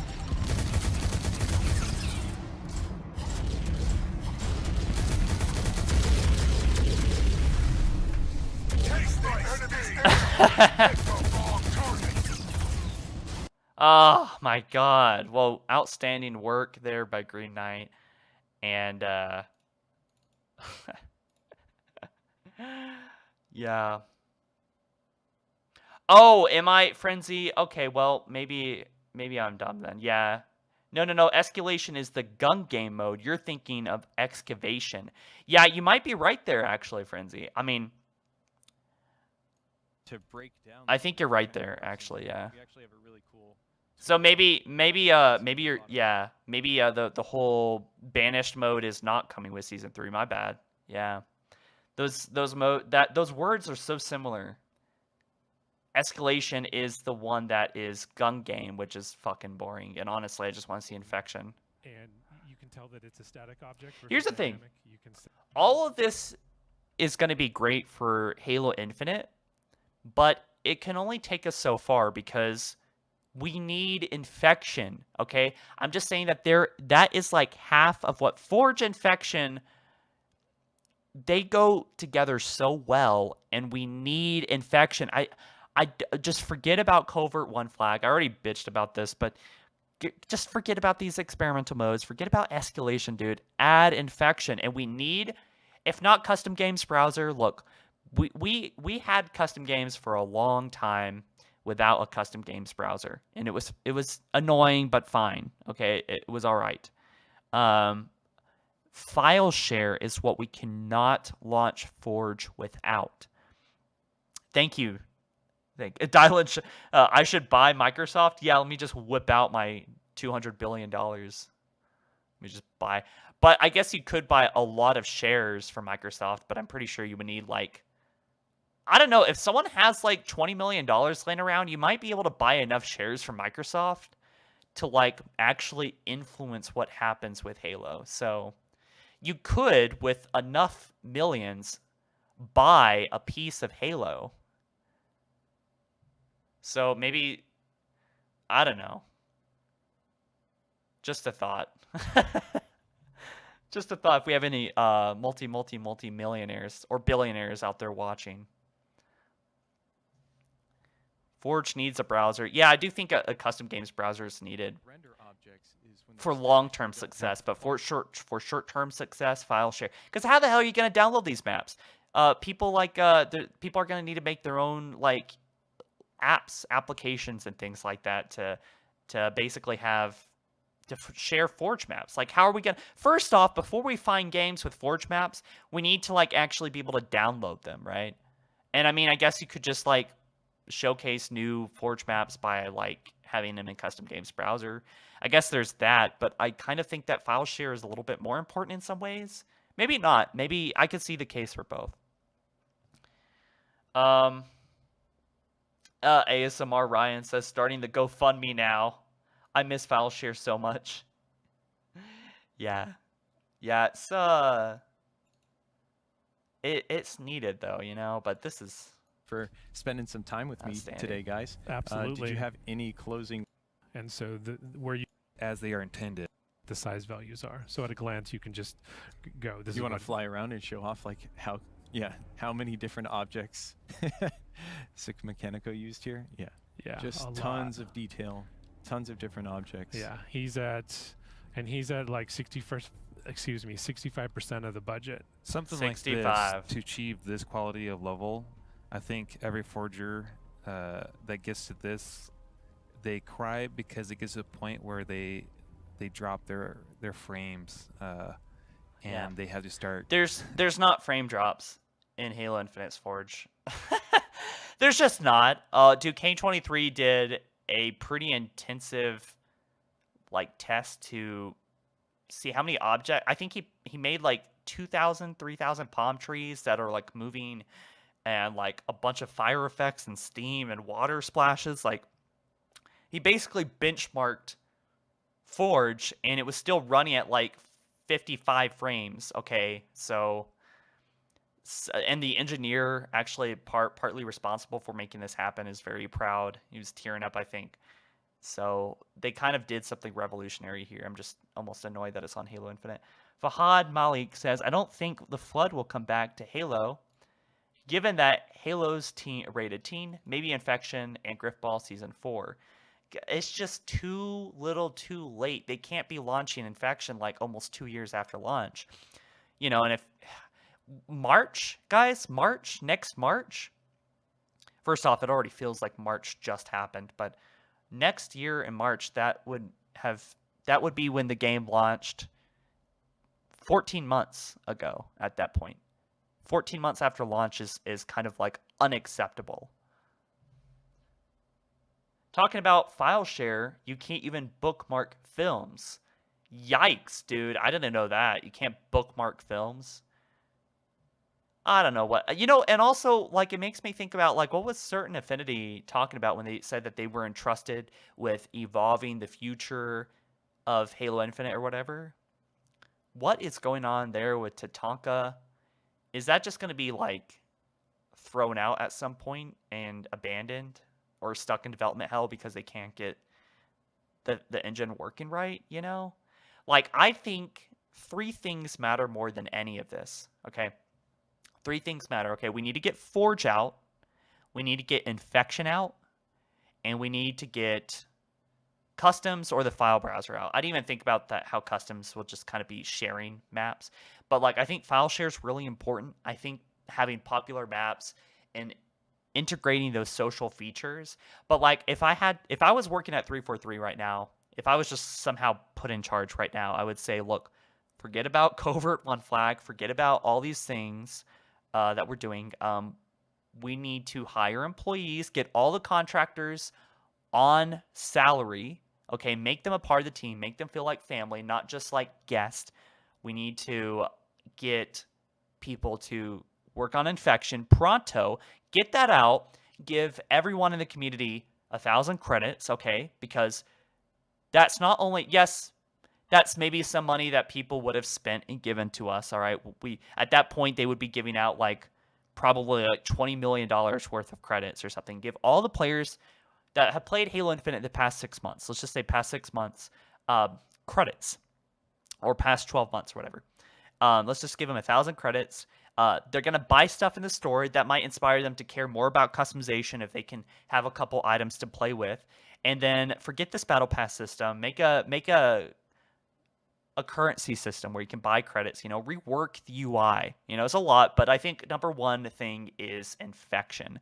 Number one thing that needs to come right now is Infection. There's a lot to do, honestly, a lot of repairing to do, but yeah. I'm just tired of these metal maps, by the way. God. It looks good, but like I want to see something new. I want to see some like overgrown desert jungle maps.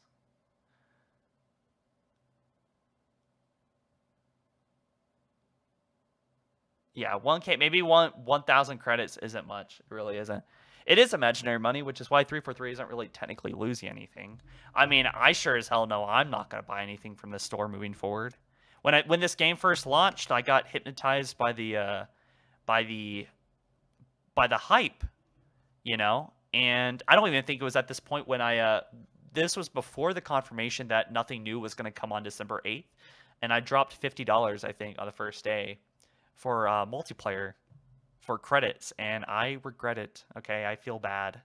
I feel like I'm a part of the problem, but the only money I've put into the game since then has been just to buy Season 2.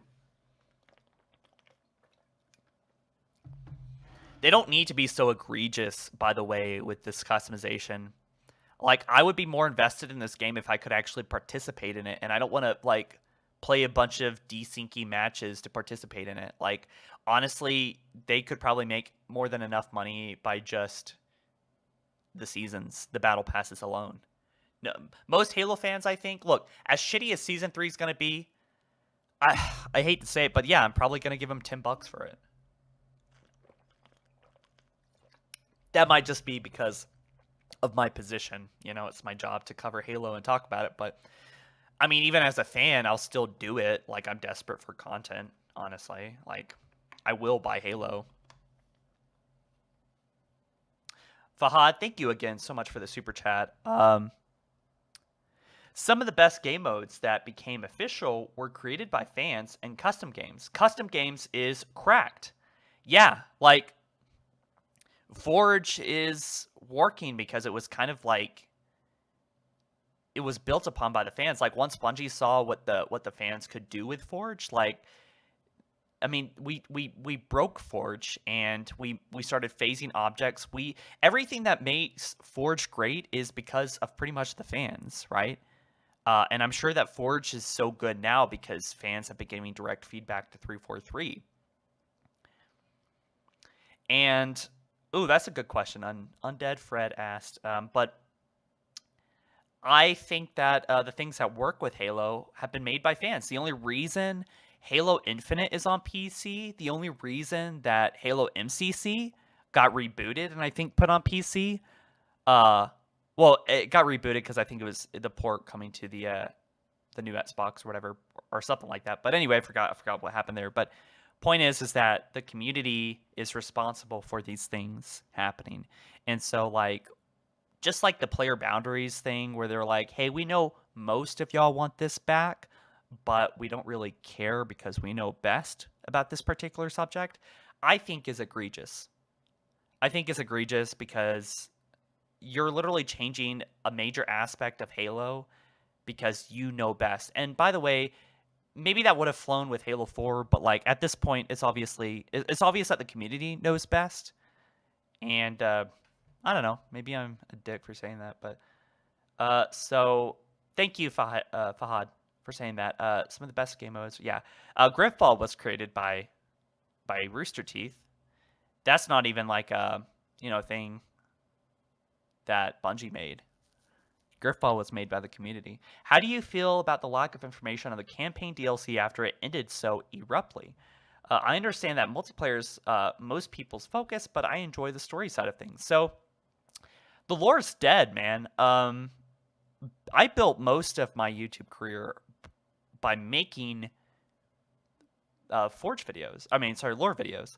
And I love the lore. I've been thinking about making more lore videos. And it's kind of discouraging because the last one I made only got like, I'm going to sound like a douche here, but only got like 10,000 views, which is a lot of views. But for my channel and for how long I've been doing this, it doesn't make sense to put like, 10 hours into a lore video that not many people are going to be interested in. So it's kind of a little bit uninspiring to do that. There is a lot of lore subjects that I want to cover, especially on the encyclopedia. There's just a lot of cool subjects, new lore with Halo. But right now, I don't think Halo Infinite really made people super interested in the lore, especially with the cliffhanger of the what do you call it, the Harbingers?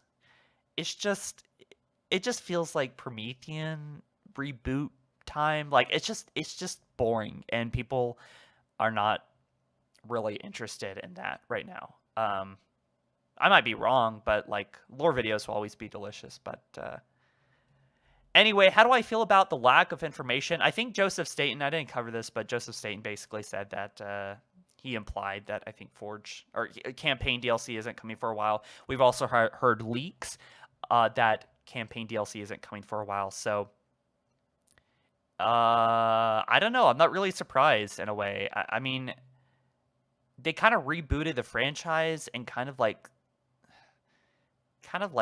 snuffed out all the lore. I don't know. Like, at least with Halo 5 and Halo 4 and Halo 5, there was things going on. But with Halo Infinite, it just feels like 2 or 3 things going on. There is the Rubicon book coming out, which I think actually it already did come out, which I got to talk about, but that actually covers the events of a bunch of Spartan 4s for the first time actually being kind of interesting for the first time in lore.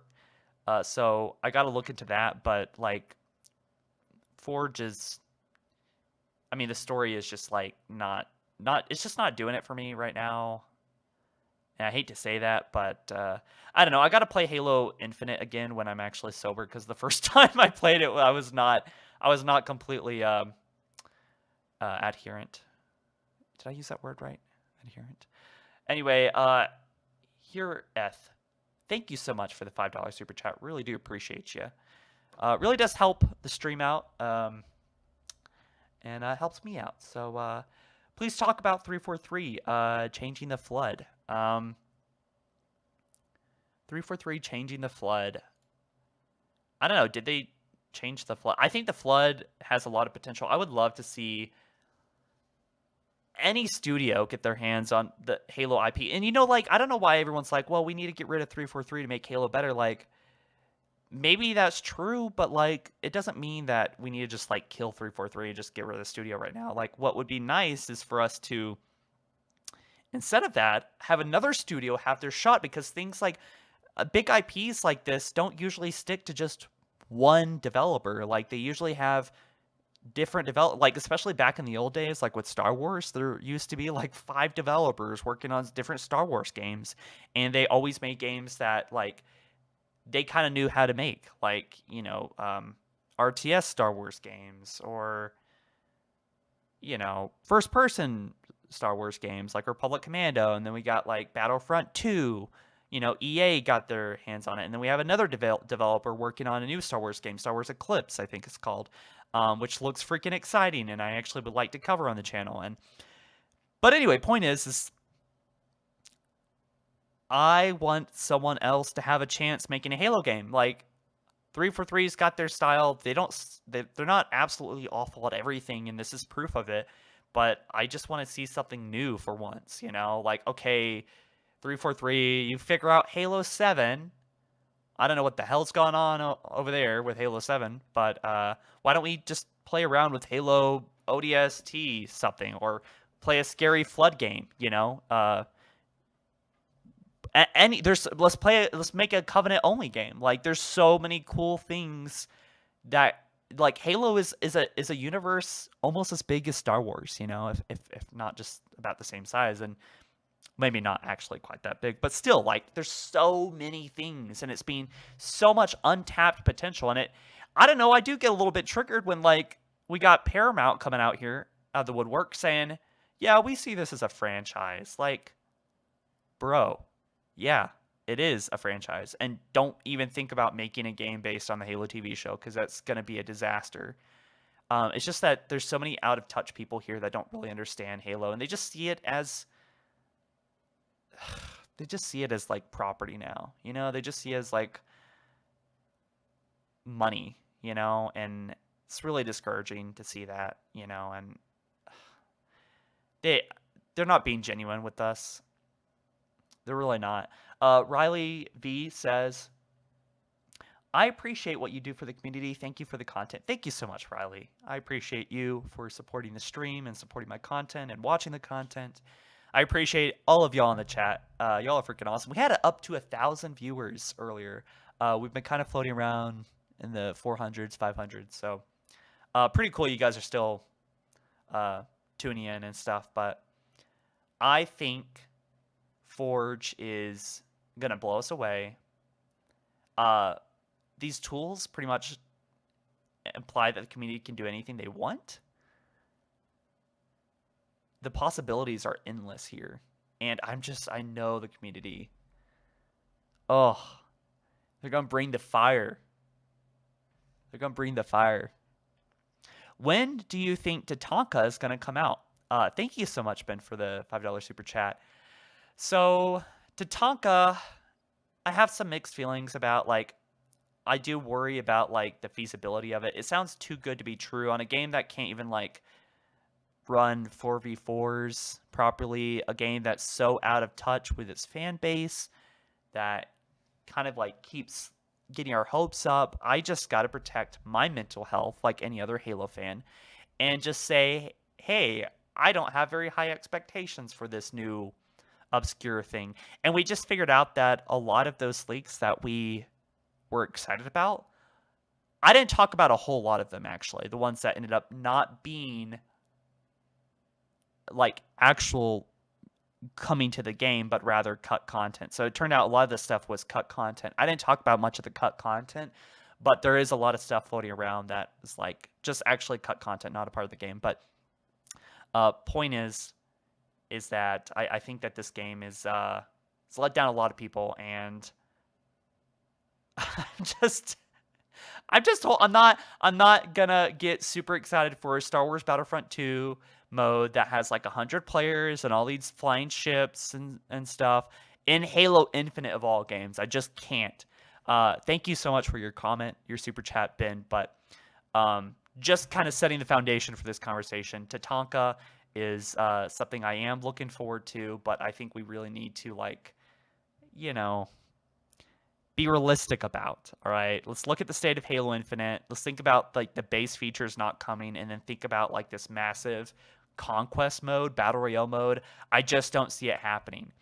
With that being said, Forge is wildly understated by 343. I think they would be better off like talking about the possibilities coming to Forge, and if they had some community members like their Forge Council developing modes coming, because yeah, we know Forge is coming. That it's like, okay, that's just one feature in the game, but it's actually many.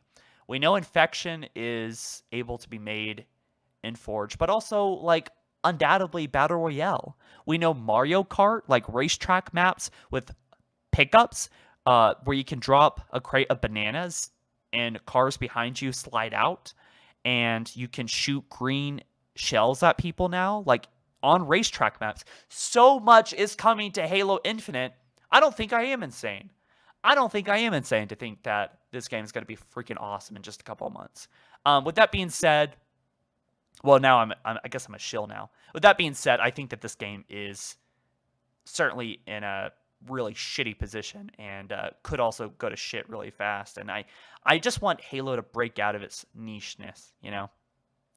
But when I haven't even answered Ben's question though yet. I think Tatanka is probably not going to be talked about until next year summer, I'm gonna guess, based on just like all like the little background details. It looks like they have quite an ambitious thing planned, and I can't imagine that that's, with all the foundational issues that Halo Infinite's having, I don't think that it's going to be something that is going to get much better by time that Tatanka would be finished. So I could see them just kind of taking their time with it. God, Inferno Rain says, God, I hope they bring back Infection for Halloween. The main reason is assumed that there's no female body types. Oh, they're talking about female body types. Yeah. I don't understand the issue with having no. I don't know. I'm not even gonna get into that. There's so many other more important things to talk about. Female body types in Halo Infinite on your armor is a distraction issue, dude. There's so many other things to talk about. The base gameplay is so good, in my opinion. They just need more content is all. They say that the base gameplay is so good, but like, is it? Because like, I do think that a lot of the weapons are unbalanced. I think that the desync is unbalanced. I think when the game works properly and you just kind of like play with your friends, I think it's really easy to not really pay any mind to these issues. But when they occur, it is really bothersome. And I do think just like what the mainstream news does, they kind of like, people kind of catastrophize things a little bit too much. I don't think this game is as broken as some people think it is, but I think it is also pretty broken. But I don't know, maybe I'm contradicting myself. Because I'm a pretty big advocate of saying that this engine is fucked. I think they need to scrap the main menu. I think they need to add social features. Really bad. I want to look at this Halo Infinite main menu remake. Someone made like a really nice one once, and it might be on Reddit.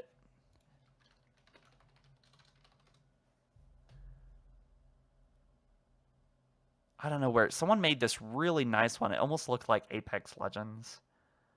And I don't know. They need to scrap the main menu bad, though. I just know that. I have no idea how you stay engaged with Halo, Undead Fred Live says. Also, guys, if you want to ask me something, just at me, and then I can see your message a lot easier. At Halo Follower. Any news about Warzone? Brandon asked. No, there's no information about Warzone, but that's a pretty ambitious mode, honestly. If you think about it, with what they do with Halo 5.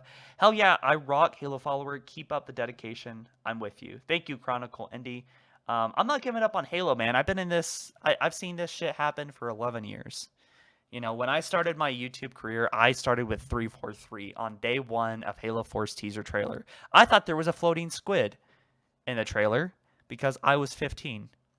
But here we are, still kind of like in the same boat. I want to see things get better. I want to see a new developer play around with Halo, and that doesn't mean 343 needs to go, but Undead Fred asked, I have no idea how you stay engaged with... Oh, yeah, he already asked that. No, actually, I didn't. Hey, how do I keep my sobriety? I have to be non-coherent to enjoy most of 343 Halo games. Yeah, I mean, I think I had I need to play Halo Infinite again while sober, because I was not. That was not because I thought the game was going to be garbage, but, I played it early. I was able to get... thanks to 343, they gave me an early copy, and I just wanted to really enjoy it. I wanted to turn my brain off and just play it, and just enjoy it for what it was, and I had a really great time. With that being said, I have a skewed perspective. Any future lore videos, Gene asked. Yeah, so I'm thinking about it. I'm not really feeling it right now. I'm more so feeling the juicy drama videos, to be frank. But honestly, it's just, this is too fun to not talk about.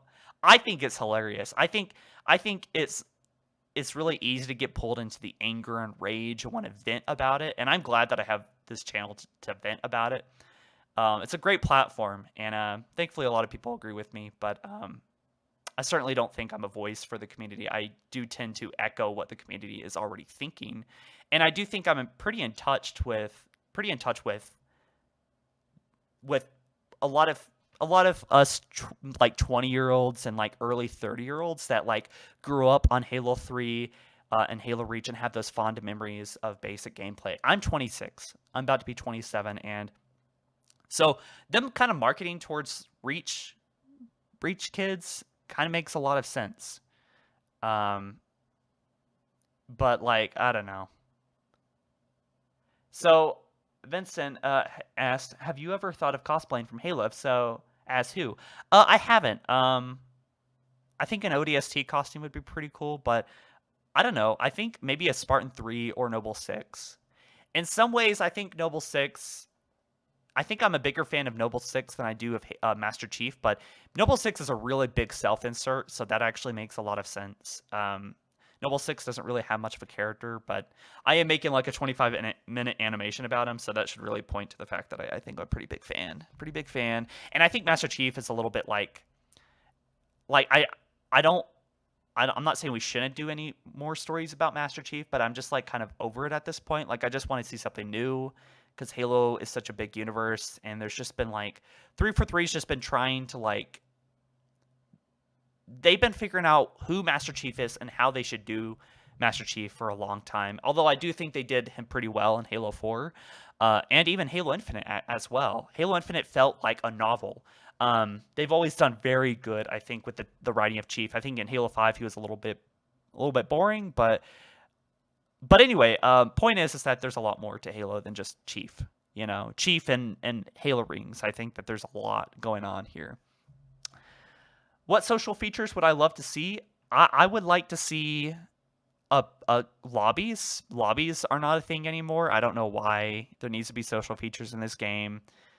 We need to be able to like keep playing matchmaking without having to reboot it, because I think that actually hurts. I don't know why 343 would do that. That would only hurt player retention, you know? People have to ask themselves to say if they want to keep playing after every match, whereas in MCC it just like auto starts a new match. I've been playing since before Halo 2 was released. Tintlaw says they used to do so much better advertising without spoiling the game. Yeah, Halo 5, and I hate to say it, but like Halo 5 was the peak of Halo 343 Halo. Halo 5 must have been the peak, because look, it had a good forge, it had a good like content model like coming out, a lot of free content. The game functioned for the most part. There were delays, but like not nearly as bad. I can't believe I'm saying this, but like Halo 5's story was in some aspects more interesting than, actually it was a lot more interesting than I think Halo Infinite. It's like Halo Infinite, I think maybe played it too safe. And the whole Harbinger thing just felt really out of place and forced. And I just wish they didn't do that, honestly. I wish they just kind of used the Harbinger bit of the story to like talk about, or to reveal Atriox and to have him play a little bit into the story, but whatever. And Atriox isn't even really that interesting. To have him as like the major cliffhanger, I'm like, okay, there's Angry Monkey is alive. We don't even know his motivation yet. Like, they didn't even know his motivation until like Doziak was destroyed, his home planet, which I think is excellent writing, but it's like kind of awkward because like, what was he doing on the Ark? Like, why did he want these rings? Why is he here? I get that he wants to kill Chief, but like, still, it's just like, I don't know. But No Name says, I would pay for better Forge and thick Spartans. Well, No Name, I respect you. I respect you. For being just honest. I would pay for Forge 2, honestly, at this point. And I don't know. It makes me worry. I haven't talked about it, but MCC is going to get monetization, microtransaction monetization soon. Just fucking awful. The business model doesn't match the game, Andler said. Yeah, exactly. They need to drop the live service aspect. Fuck it. Just make a Halo game. Forget about it. Just finish the game, for Christ's sake. What do you think about a game about Spartan 3 program in their first mission? I think it could be great, like Reach, since they only really took suicide missions. Yeah, so like a game that kind of mirrors the theme and narrative of Halo Reach would be really cool. There's a lot of possibilities for that. I think a game like with ODSTs or even Marines has potential. Even with Covenant. Elite's like a whole side story about elites during the Human Covenant War, and have a different perspective. And even attacking humans would be like kind of controversial, but like really open up, like give empathy to the Covenant. Like there's so many cool things they could do. Right? Proximity voice chat. I think that would be a great feature too. Yeah. Would you like to see a clan system return to the game? Absolutely. More social features, the better. And honestly, 343 deserves this. They deserve no players playing their game right now because they didn't really have the framework built in. And my God, have they? By the way, guys, upsetting fact. Come this November, it would have been 7 years since Halo 5 released, since we've had a complete, and Halo 5 wasn't even complete technically, but to be fair, but it would have been, it has been so long since we've had a functional Halo game. 7 years. They've had 7 years to get this game content complete come this November, and they're launching co-op network supposedly on November 8th with a Forge beta, which is embarrassing. But you've heard that already. So heard all that ranting before. Do you agree that microtransactions would be okay as long as you can earn the same things in game? The problem with that is that most of the time they make it impossible to earn anything in the game. Like you have to play like 20 hours to unlock like a helmet, for example. Like they did this with Star Wars Battlefront 2. They made it really hard to unlock anything. And, you know, they kind of wink, wink, nod, nod, like, hey, you can earn all this stuff in game. Yeah, but you're going to be spending hundreds of hours. So you should probably just, you know, we're not saying it directly, but we're going to like hire a fucking psychologist to, you know, that understands players so that they can be pushed to FOMO in and buy things and spend real money, which I think, I'm not saying it's all bad. Like I get it, but it's gross because they took away existing features that should only be done if they're going to add value and then monetize it, add new things and then monetize those things. That would go a lot better with players versus, you know, just, you know, taking away things that we've had for years and then putting a price tag on it and then lying about what's going to come on day one, holding this stuff, content, all the content that they're releasing. It feels like almost all the content that they're releasing the first 14 months after this game's launch, first 14, 15 months after the launch of this game has already been finished. It was already there on day one, just in the games file. So, and maybe most is a little bit, exaggerating a little bit. Maybe it's like half, but like at least with all the cosmetics, it's pretty much been there since day one, from my understanding. It looks like a lot of it's already been here. Don't you think it would be funny to let you change whatever color materials super easily in Blender and Forge? Yeah, like look, this stuff, guys, like this is how it's supposed to be.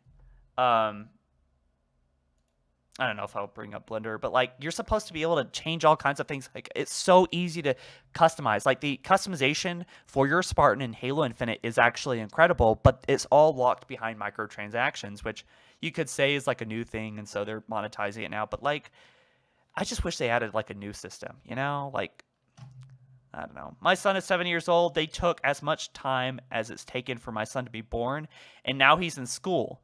Get it together, 343. Yeah. I saw someone point out that like 343 by the time that they're releasing Forge and Co-op after launch, someone's could have already got pregnant and then had the baby. A whole 9 months, right? So yeah. I think it's pretty dumb. So I got this cool thing, guys. I haven't talked about this yet, but so I've been trying to like work on like my outreach with y'all, which is why I'm doing streams and talking with y'all more and just like being more social, trying to get back into the channel and get my head back into the game and stuff. And I have just there's this cool new feature called guidelines, and I thought about it. I started talking to channel members. I always want to reply to channel members. So if you become a channel member, then I will reply to all of your messages at least once on videos. So just a cool little perk there. I got to add it to the official perk list, but channel members get personal contact with me via comments on videos. There's like a page I can see where only channel members have commented, and then I can actually reply to y'all. So it's a cool little bonus thing I'm having for members. But I'm gonna be wrapping up the stream here pretty soon. But I just want you guys to know that I am in it for the long haul. I'm not giving up on Halo. I just had this poll the other day where I asked, what other games would you want me to focus on? And I gave y'all the options of where is it? Hell, I even throw it up real quick. I'm gonna talk about this a little bit. So I talked about, by the way, I fucking love this thumbnail. I'm so happy with this thumbnail. I feel much pain right now, and it's just there's something so uncanny about Commander Agnes something face. I don't know how to say her name, but something kind of uncanny about her face. Kind of looks a little bit weird. So it's great. It's great meme material. I had a poll here. If I ever pivoted to talk about other games, which would you prefer? I said Star Wars, Titanfall, Destiny. At one point, all of these were at like 30%. 30% together, and then this was at 10%. So I'm just kind of like playing around with the idea, like, if I covered other games, what could I even talk about where I could retain some of y'all's attention here, And the great thing is I love all these franchises. I have a channel called Valve Follower, which has like almost 200,000 subs already. There was a Destiny Follower, but I gave that away to a friend, which had like 100,000 subs. I do have Star Wars Follower, which is at 40,000. I wish I could just take the subscribers on those channels and kind of put them in on Halo Follower, which would be kind of cool. But regardless, Star Wars seems like an easy pivot if I were to talk about other games along with Halo. But I love Halo. Like, I love Halo more than anything, man. Like, if you knew me personally, you would know that I like, my day-to-day, dude, is insane. Like, I wake up, I talk about Halo, I make a Halo video, and then I write Halo, and then that night, to relax, I play Halo. Like, I am literally obsessed with Halo. I've done this for 12 years. It's my special interest. I love this franchise, and I'm never gonna give up on it, dude. Never gonna get up on it. Doggle. What's up, Sean W? I didn't expect you to jump in here. My boy Sean W is in the chat. So my idea is I might just change my channel name to Game Follower or something and keep making a lot of Halo content. And I do want y'all's perspective because y'all, I mean, I'll always be Halo follower. Y'all will always be Halo followers. But I don't know, man. Like, maybe pivoting isn't such a bad idea sometimes because I do feel like, I don't know. And my channel's doing better than it has in, like, ages. So, like, saying, like, I'm going to leave Halo now doesn't really make sense. You sound insane. Yeah, I am insane. I absolutely am insane for Halo. Yeah. Yeah. Been making a lot of content. This is just the past 8 days on my community post of video reminders. So anyways, guys, I love y'all. Much love. I'm going to keep the Fox. I'm always going to keep the Fox, I think. But I just kind of want to think about, like, personal branding and stuff. Because, quite frankly, Halo makes me a little bit worried. Makes me a little bit anxious sometimes. Especially with the future of Halo Infinite, man. I just spent 6 years covering this game, dude. Like, let's look at, like, my first video. We got to go all the way back, dude. I have spent 6 years talking about this goddamn game before release. And it ended up being, like, whack. Why 2018 might be awesome for Halo fans. Halo 6 trailer. Halo 6 news. Confirmed Cortana infected by the logic plague. They did nothing with that, by the way. But, like, I don't know, man. A lot of Halo 6 talk here is funny. But, yeah, I might just stick with Halo Follower because there's nothing really quite as iconic as Halo Follower. It's a really infamous name, and I think it's fun to keep it. But, man, I've talked a lot about this, a lot about Halo 6. And maybe it's time to just start talking about Halo 7, you know? But we haven't even got Halo 6 yet. Where's Halo 6 at? We don't even know if the roadmap's going to stay the same. I don't know. But you know what we can look forward to is 1,070 days later. That's when 343 normally finally tells us what's going on. So I think maybe when would that be? That's about 3 years. So let's look at that's 2022 November, 2023 November, 2024 November, and then plus the 100 days. So by 2020. Okay, so 2020, around 2025 March. Mark your calendar, guys. Ladies and gentlemen, mark your calendar. By March, I don't know, March 10th, 2025 is when 343 will explain what is going on. But you know what? That'll probably be when the game's content complete.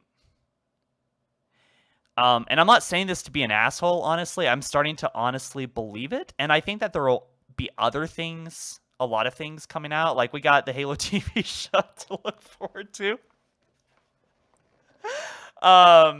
We got that to look forward to.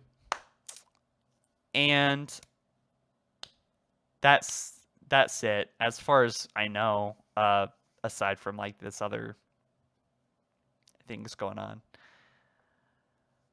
We got modding tools. We got the community. We got Halo Reborn, by the way, man. Like, Halo Reborn, by the way, went, like, semi-viral.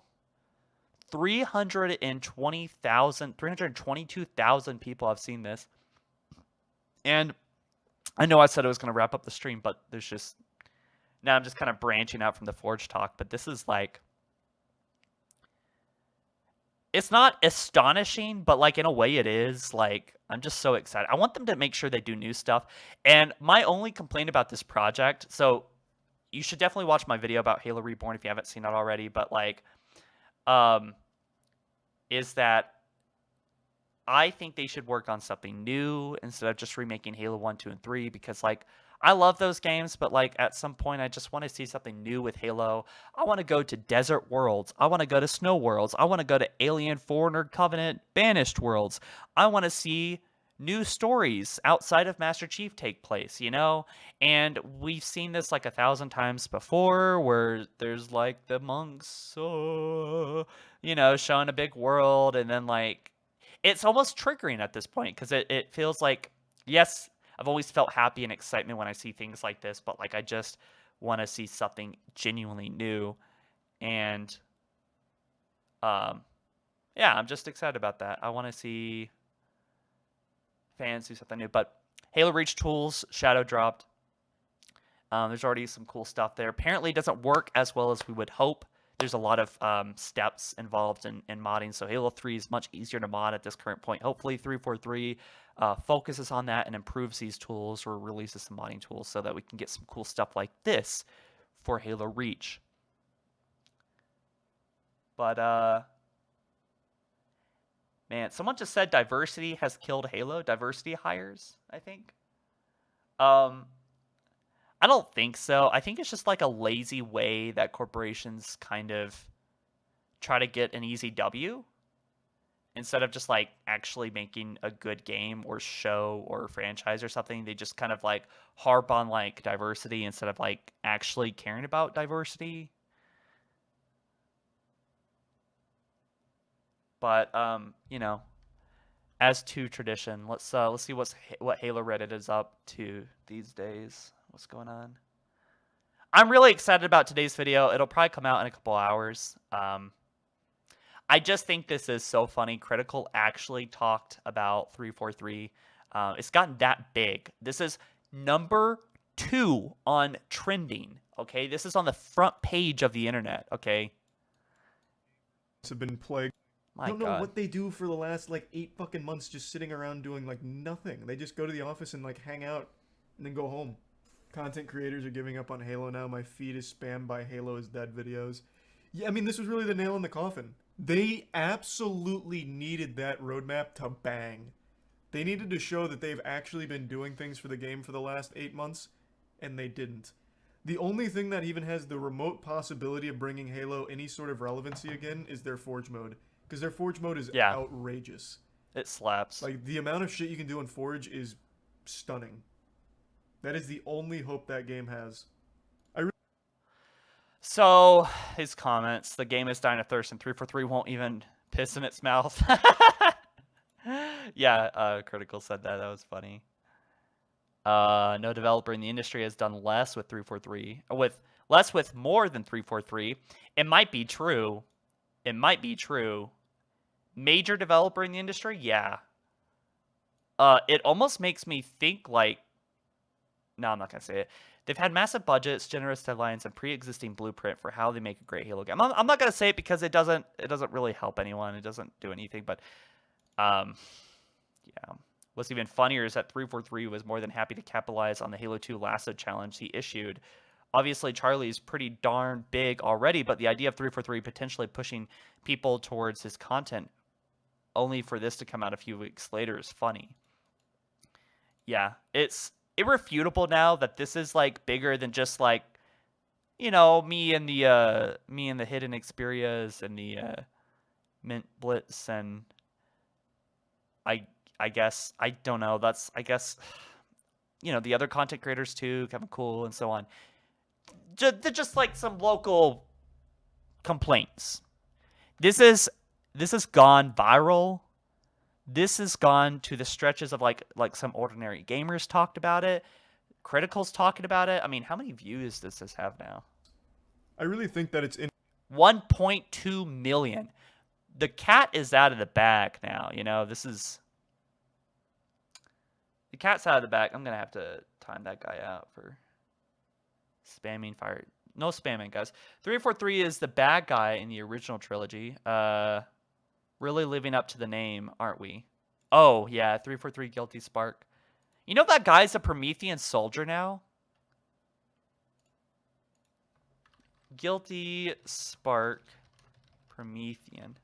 This is like, look, this is why I'm not inspired to be into the lore, but like I forgot where it is. But anyway, he's a Promethean soldier now, so that's stupid. Surprised it took him so long to voice this. Yeah, Critical actually waited a little bit, like a whole week.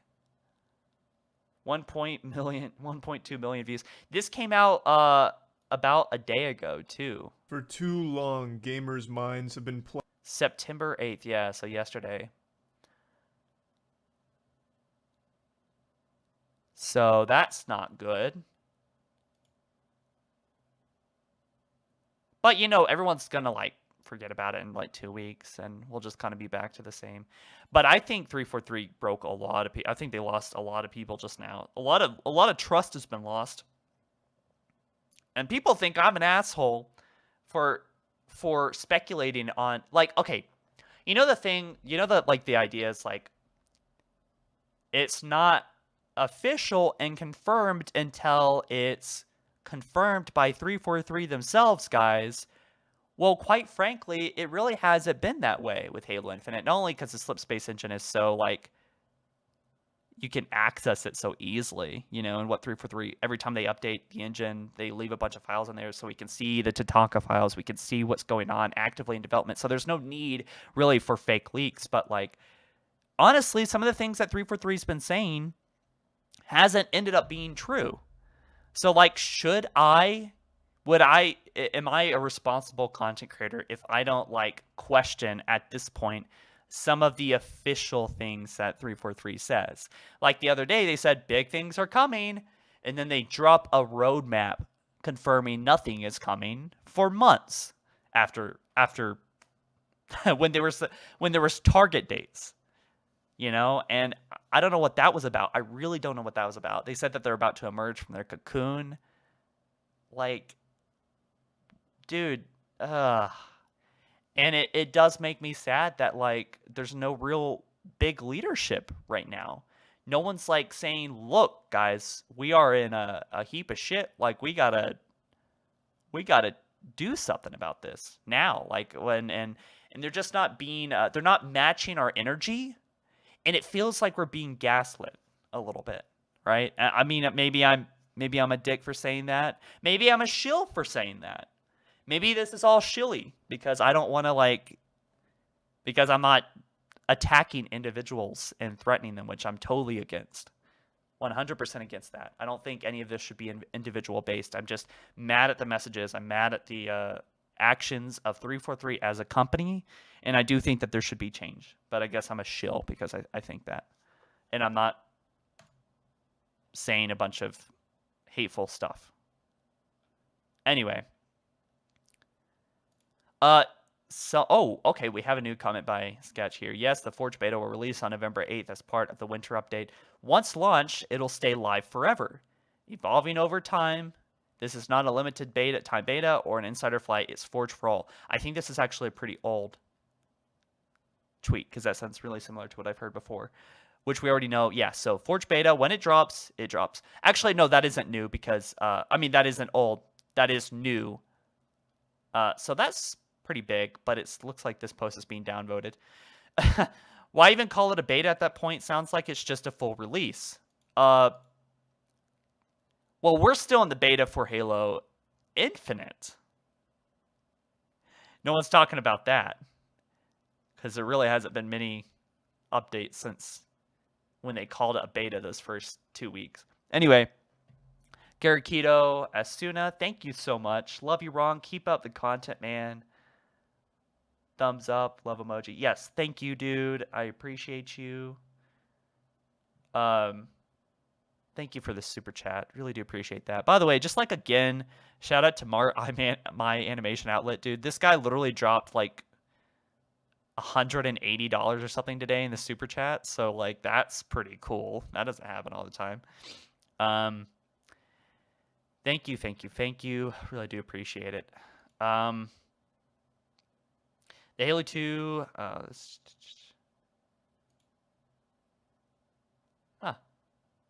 Anyway, so looks like the Reddit's being kind of tame. Now this is funny. I got to show y'all this. So this guy, okay, this is actually a really funny side story. This guy had a wasp spawn in like this corner of the map on Breaker. I think it's called Breaker. And there's boxes. There's invisible boxes everywhere. This map wasn't even thought, like, you can't... What are you supposed to do? Okay, this guy's like, okay, I got the wasp now. I'm trying to like, oh! Okay, I just gotta get out of here. Nope. Okay. Okay, so everyone understandably has the logical conclusion like, hey man, when you were down there, go through the warthog paths, okay? This guy takes their advice, okay? It's like, okay, I'll do that. Okay.